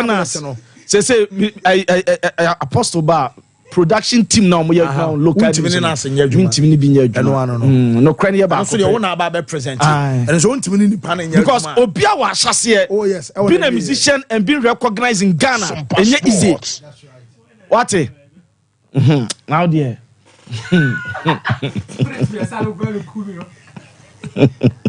Luther your stories so fancy uta ho echi wa Luther your stories in few bia right, yes, said Democracy Cup 2024, the maiden edition. Obakaya Yakun Sembebre at Yamao, Nina said Ghana Rashabafie, the parliamentals about democracy, or more at the Mfiama Kuma Quadiasa, as part of parliament, or more democracy anniversary, a 30th democracy anniversary, Babasono, or more line a lot of activities. Na the football game be aba ye friend Democracy Cup na obaka last week na me two anim as the organizers are Speaker of Parliament LED omo and a rep from the Ghana Football Association emo ko pie mo Flagstaff House Ghana man panyin ho e ko presented trophy no at my Ghana man panyin His Excellency Nana Addo Dankwa Akufo Addo e chan botaya e wo a Democracy Cup no so na yenti sama Ghana man after the presentation of the trophy no the Okade for the 30th anniversary and Democracy Cup no Okafa. The sentiments that, Mr. Speaker, you expressed about the need for us to work together to establish and consolidate democracy in the Ghanaian state, ones that I share without reservation. I'm qualified, and it's very much within my DNA and in my perspective of things at the executive, which I represent, and you, head of the legislature, the other arms of government, we work together in a spirit of solidarity to advance the goal of Ghanaian democracy. Na de Ghana nyina na se Ghana man panyine na na do dankwa di tutwa nyina na se Ghana ba ye democracy amfie duasa ye be celebrate ne kabima min kabia mambo no se ankoya nkane omanum enwo sa entina obom rashe bedwafo aba so en wo san board initiative a omo de e ba so on be ball a football game e de akira sam pebo ye democracy na no ma nyina ye kronkron ye ne pepepe yo eso e koso no wie na speaker owura fa na Urban Babin so ekasai efa a Democracy Cup no intensama okafa. And this is meant to project the 30 years of the peaceful, stable and uninterrupted parliamentary democracy, to call on Ghanaians to share it and protect the achievements in our governance history. The Democracy Cup, Excellency, is therefore an initiative of Parliament to commemorate the 30 years of parliamentary democracy in Ghana. Objective, definitely, of the Democracy Cup is to leverage sports, particularly football, as a platform to involve our teaming youth in the 30th anniversary celebration and to get them to understand this whole democracy is about. Enu ye speaker nchechire mu a odema Ghana man panyin fa Democracy Cup ebe to dwa Wednesday ebe na wotwe echina na wotwe on the 17th of July e wa Accra Sports Stadium anwure 6 p.m. Hearts of Folk ne Asante Kotoko na ebe bo before that game no parliamentarians no ebe one team no mo ne former Black Stars players Stephen Appiah ne be lead this team no so abo ansana Kotoko ne house eso e di apem so na odi chirechire mo no botaya esi omani so nyina etudwa yemromo enkane Ghana man panyini John Dramani Mahama JDM nanu kweseda nwumre no nwotwe opiem wa Kimpiski Hotel na omiti media no wato ne din encounter with the media ne nyina no se one nsentwofo shana na niswade hunu wode ato omani no so won sembia omabisa no na nsentwofo busa John Dramani Mahama se opanyini nyame bua na se osan be fa akonya no se Ghana man panyina eba agoprama wodo a ubesisi bi ana day na abefa your stadium so wodo ho. Whether we intend to provide a world-class sports stadium. It says that we don't have a world-class standard sports stadium. We've been to several countries. We've gone to watch matches. I've been to Wembley before, and it's a stadium of a different class from what we have here. In the current crisis in which we are, I would not stand here and promise that we will build a new stadium, but I've said that under the big push, we intend to spend a certain amount of money over 5 years on providing a good infrastructure to include roads, bridges, agro-industrial parks, and so on and so forth. That could include sports facilities, and if we make allocation, then we probably would look at providing such a stadium. No, Nkane Ghana His Excellency John Dramani Mahama JTM. As one on Shabo, as Oba, Obesi Agoprama for Fronemom, the order dano on Wembley, Wako Dano, Sompa. What the Toto, dear Ghana. Yawana na se ebo brabe brain to ababwa na yesiesie se de beya Ghana yago prama hodo no eso ebetima compete with the war enkrofa mama so na no chi nwura the Black Queens of Ghana nyame pasa today me de nmu ya omo buy enkrofa cancel Japan Japan omo man national team na emaba one Black Queens omo jet from Ghana ekopiem e Japan na wo hwe Black Queens maba no omo flight A2 from Ekoto Canada flight omde ko na ohwe emaba wano dressing na omde ekwa na omudu omo touch it down and no ma nyina cha sample se Black Queens no Nora Hotel buy no wama team na yakono papa bibe jeje to je into your banner football eswani so a na person ko Black Queens a no wayire ho na ball no pejam twa maba no amuko Japan for friendly game to draw on Saturday and I say omo bo coach na sem ana me kan coach ni enie one ne maba ne bibia no eso aye kama eno edeba ye de ema mo yensamram ne nhwe nso atrama bobo ekono afi MTN FA Cup omo energy si wo mo na so na coach odo omo je coach Maxwell Kunadu we jomo ko South Africa ekwa adwuma de ma Black Leopard na entifu no peja for ho enti omo appoint new coach ye friend Jao Preko eno nso atrama mpanyimfo ye nhyehyeye ema on central for any coach ni mpanyimfo nyina hyae ema mo pa coach Preko ntuma na omo pa no ntuma no na e wo senso atrama boboko no omu yi pastor sofo na obompaye na ode adwuma no hye ya Preko nsa asunsumpone susu ya bone ne ahompone bia ebe kode tia nso atrama boboko no enya de se betimi abom yentem paibo a nso atrama pastor e boydma ya Preko ansa na adwuma na kwa wabehya ase a wa hya ase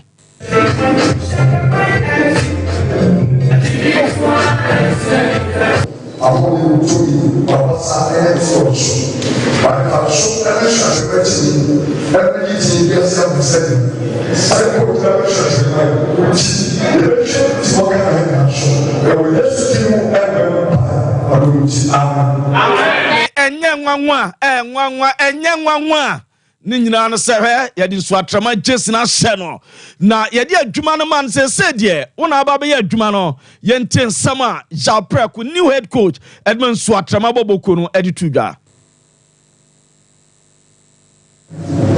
coming here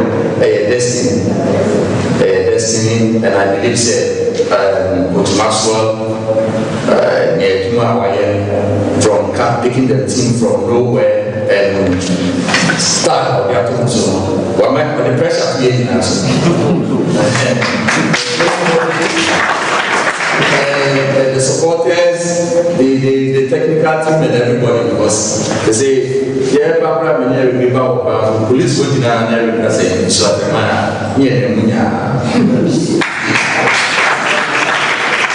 that's how big the team is and I promise you guys my boys will do whatever it takes where Maxwell left off will continue and make it and take it to the next level. And know your coach, a friend Jao Preko was Maxwell a day a banka babia so and a dia to on Sunny and say associate a mabu crack one crown for no a be and what dia to Muslim what did this one in the players and all on the Concordinoma for team no as well could and Concon or we an executive chairman or great friend honorable Ignatius Bafwa as so a Kasaya and my foot to be called Jao Preko Yenten Sama or Reverend Bafwa honorable at a to Jao Preko and him. Coach, on your part, so Nsuatse is a very small community, but our passion for football is very high. Your supporters no yanti football as a kesi tisen crime for no if it's a football bahaje. Enti eniyama bi wo ha ebia unu bi won cry obeti ase ne yede no yede de yehwehwa ni go. Unya sheba ye bia de yehwehwa bia usabebe ebe kanyesa. Enu yen sama executive chairman and to you no say afutu so nkomfama nsuatrema boboko no players na nkasa omuntie sa afutu wi. So players, this is your new training manager whom you are going to work with. I expect one thing from you. I expect said the loyalty Modima Coach Maxwell what did the same loyalty every day. You have an advantage. The advantage you have is only mobia. It will be training now. Wahumekika and the Bemano who say I was what doing here Juma now so miss one day a year Juma. So it's not like Sabio last is one out boy one out boy you training me any day. And we are futua. Executive Chairman Swatrama Boboko no Anabo Ignatius Bafwa and the two players name. Na young Ramian Sante Kotoko or more assistant coach even David Oklo on say coach Dr. Prosper Nete Ogum hard working coach no the tactician or say you know nyamae enti David Oklo na ateki in charge of your Jumasa na new players akotokwenya no o introduce sa new players no edma old a players yam pamomo mukaye no yentwa kwa first introduction no. All right guys, let me welcome Smart and Abdurrahman. They are part of this.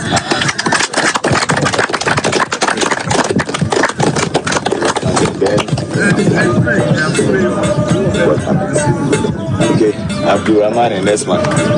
This is Kumasi Asante Kotoko, the best team in Ghana and one of the greatest in Africa. Okay, all right, you are welcome, guys. And no, Asante Kotoko, new players you introduce one no. Now Rama ready to say Aaron Excel, former Bechem United defender, and the Ram was Scotland Okoye Juma, Edema St. Johnstone. Na enu yemza say player what join team no na day and I'll be kakakra team. It's a great team, and I say I'm always happy, to sign here because it's a great step for me. For my career to develop. So much proud of myself, getting the chance to be here. It's a blessing too. So I'm so much proud. Yeah. Now Owian Yabusa Aaron Sana wakwa broche dia Scotland na wo Black Stars o hwe ese ubenya kola pa be adwuma dia ma Black Stars ana. Oh yeah, that's my priority, to be caught up in the national team, the first team. Yeah. So I've been praying on it just to, play good here so that I can end the call up there. So that's my really priority. Yeah. Okay, next Rama na Brante fan Farad Luchi and a day a Brante Aaron Excel a Kokopia Mama Biaswa Kama. Na yere transfers kakana min fancy Rama Sante Kotokwani Emmanuel Entry said your money Emmanuel Entry Krenya touch it down. Oh Kumase said they be Kama. Them it's a personal terms when ya any Sante Kotokwanya we or ben medical and ne no we medical per oba sign na Kotoko unveiling this week in Emmanuel Entry of Great Olympics obese trade na say Edama Asante Kotoko Asante Kotoko esu the meeting say Obi Nations FC a reaching agreement our defender even Emmanuel Boahen Kotoko nations are rich agreement play and the mate obey medical nyame pa this week no wasan 3-year deal edama sante Kotoko this week no so join Kotoko ombobo ekuno sasuna rama bofo kwatano goalkeeper me two dwabe mantago ese oko goal stars so baby ani no ene goalkeeper Emmanuel Kobi ono so the mate say we be china ene obewura baby ani no akwa ni medical no wie ni medical na official was sign contract as a goal stars player na bibia so aye fine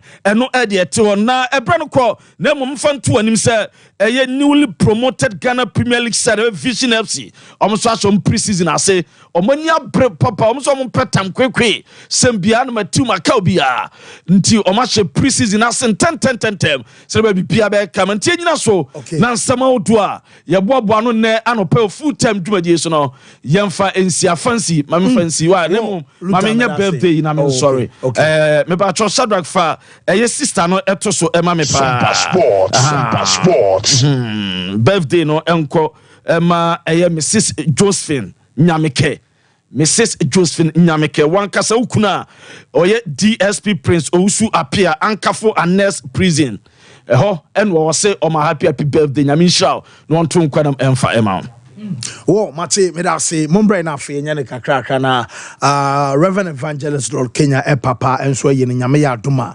beba so on the 10th of August e wo Heroes Park ana ye beba so ntie gu so bomonkai Lord Kenya say Reverend Evangelist openia just nyame nam no so agene ba ono ene da for me nti Nana Akpo Kenya Nana Akpo Kenya onya 78 years ono ene da form no tie na betum pam on the 7th of August on the residence our pem so na afei to so na burial service no final funeral right no and so aba so yes ye betimi kura nya na round table ten na afei brema na me fa me course mo fancy the discussion surrounding sporting facilities wo kromo ase no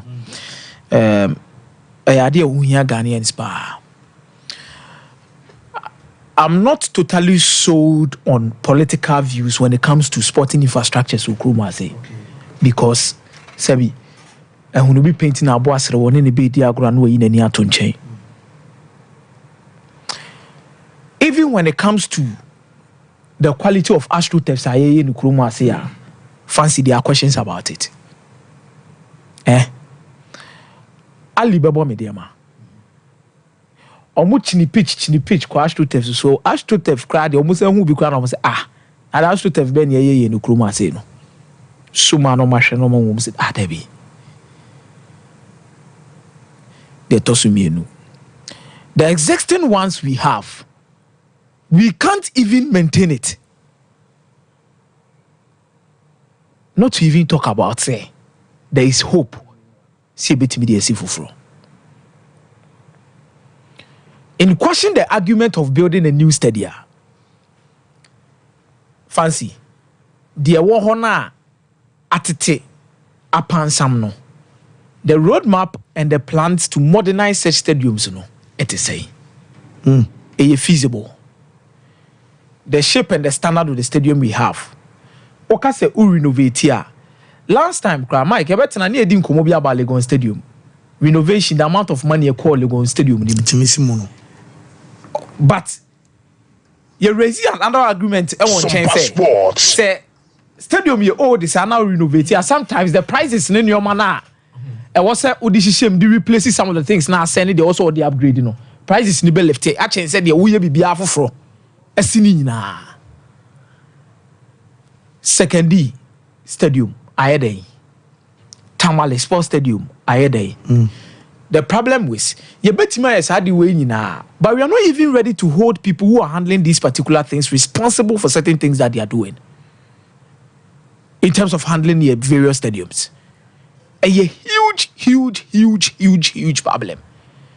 You need a single world-class stadium. In 2008 we had, by now we don't have, and we call ourselves a football country, where we love football and we love to do a lot of things. Now no yakwatina and crying Lagos Stadium are yakwaya athletics na enya fair. Apart from ho, fancy. When was the last time you take such activities apart from senior high schools or Baba Sports Stadium? Adanimura. And until now, no one has been held accountable. Any project on Mukaso, may say no one has been held accountable for resource centers. I say Asiegu ayabasa kwa ayekwa. And resource centers yake we ke honum na ke existing e be problem. This is the time anka omo wan isuade hunu to do project will benefit from it. Because if Asamoah so any project or all African games or 16 regions now simultaneously, he will have some kebibetima kokoso bebre other people be monitoring ade nkebi Ashanti region nkebi Ashanti ye nyina hini so na adani wura mu ye ne basa no proper maintenance quarter mu siska ne gu say from.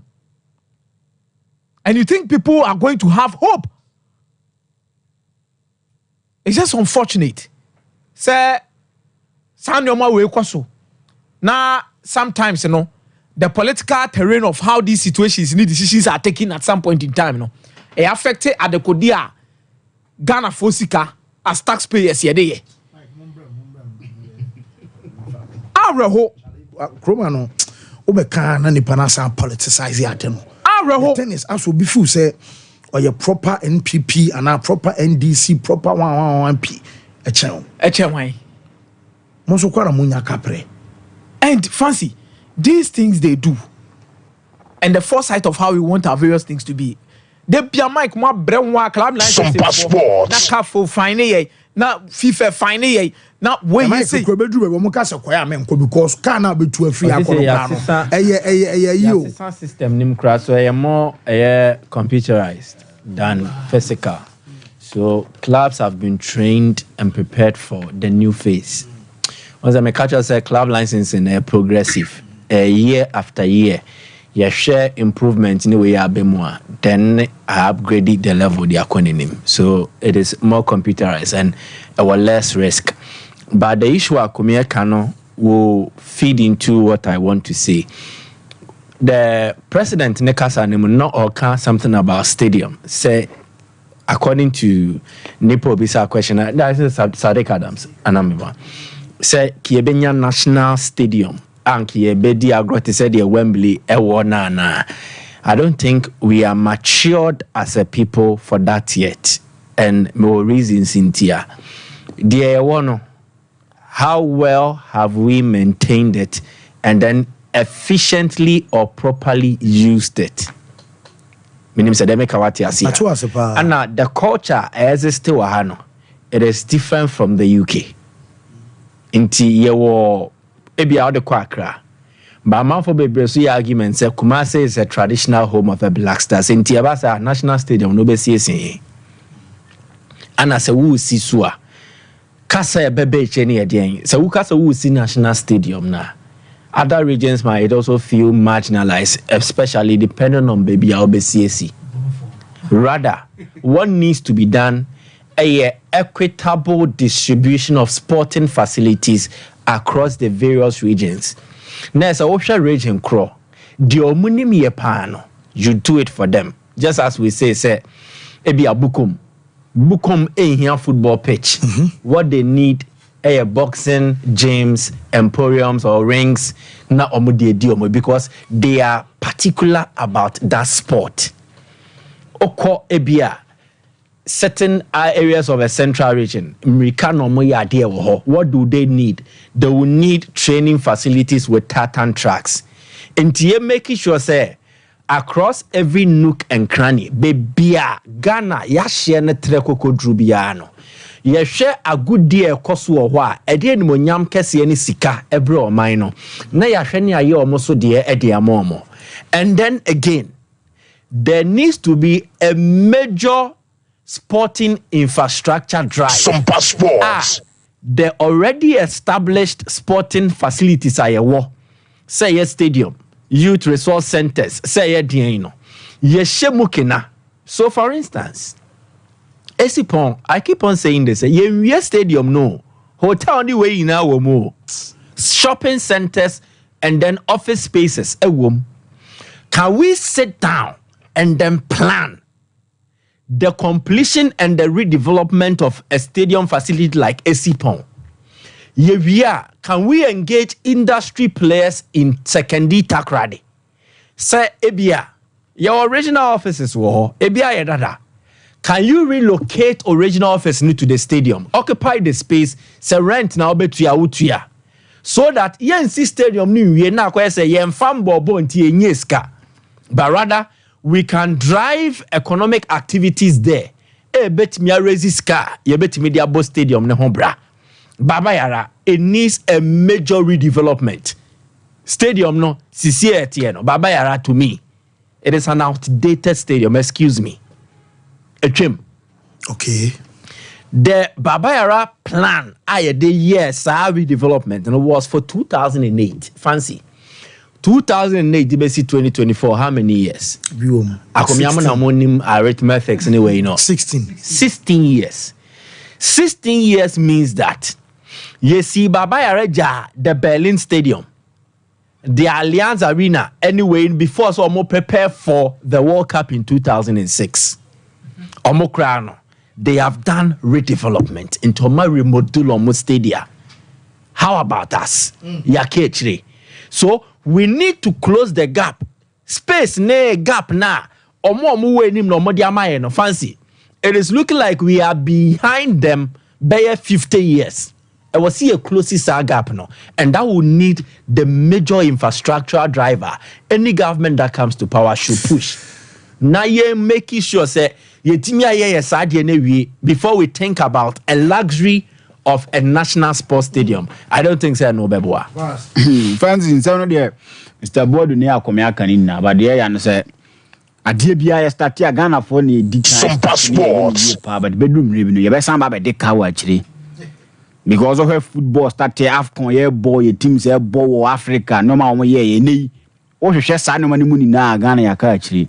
And Nina is due to the fact that Bibia Betty wa Ghana Habiano, a Yasuma Sina and also Bentina.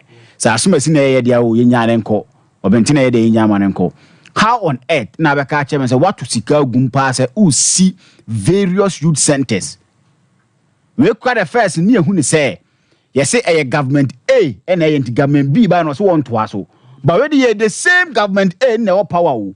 By Unipane free office, no before buying, but come by no was one to Masana Manes what me say. I was talking to a guy from Doma, and all kind of real Jude Center na yo. Or more yen say no Messiah and as I say. I don't make pictures any videos. And thought national junior who I want to say VIP in Kuya no me the last time you call.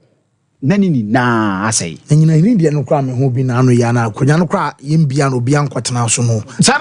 Sana do ma de ne tie ni na say ya sisi post ya bibia tennis ko ni bibia o ya ye ntoaso ni mie ni mfama manfo operate no ya Dutch was ade ne say okoka ya be obenyu obi babo so be gina chu be defend sa ade we who defend akwan a country ye frey ho say ye football nation ye ntumi fa sam pem ye bo ni en kase ye wo stadium ba ko a CAF ni FIFA ajatum say we die emu ye din na ye mfa hwen kan we be dwuma ball so from football nation say FIFA ne ka so ama na moko Cameroon ma ko bom games no ho nki be hu pa ndi enyu obi na so ba na obe ni ya me da bia me ka se enko political talk dia ye be pese ye be bam because in football ne wo manfo ebro mo manche a omu hia saa ne ma no so mo de betimi abobo na developing I think say a good one saa ne man ye nya politics in sense no na ye kan sem ne se ni sitie na yen football ni nyina brand se de ni Sompa sports yes I did actually say dia be say de ko na ma me fa me call say na yen na yen sorry so togbe ahaban keke azigbeligbo sokalu Takas TV or YouTube or say spiritual sickness and then just say spiritual talks and olden days dia kan nyina no wa abomodia so beba na open so a or Joseph Fijasi Bomfa Hospital Junction and no togbe and no 0244484747 yes yen fa call so baby am obi a obetimi afre na wa ba so ba lower volume TV set no so mame 0551931931 0548931931 hello caller Yes, or Penny, we didn't be Agasafi. Yes, you.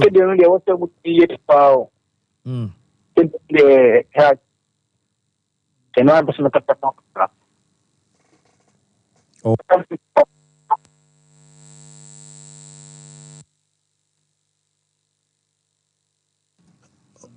Hello. Hello, caller. Oh, hello. Hello. Yes, sir. Good morning. Morning. Penny, it's you. About your man, is my Wadaroma.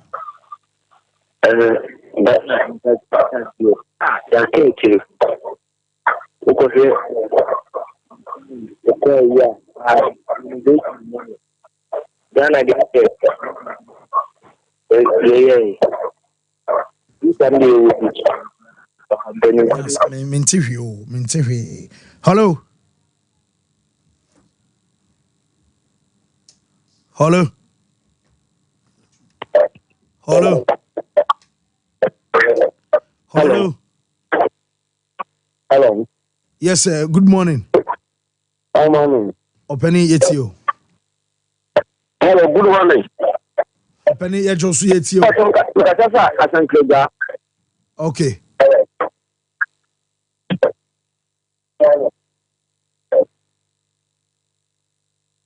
Hello. Hello. Yes, sir.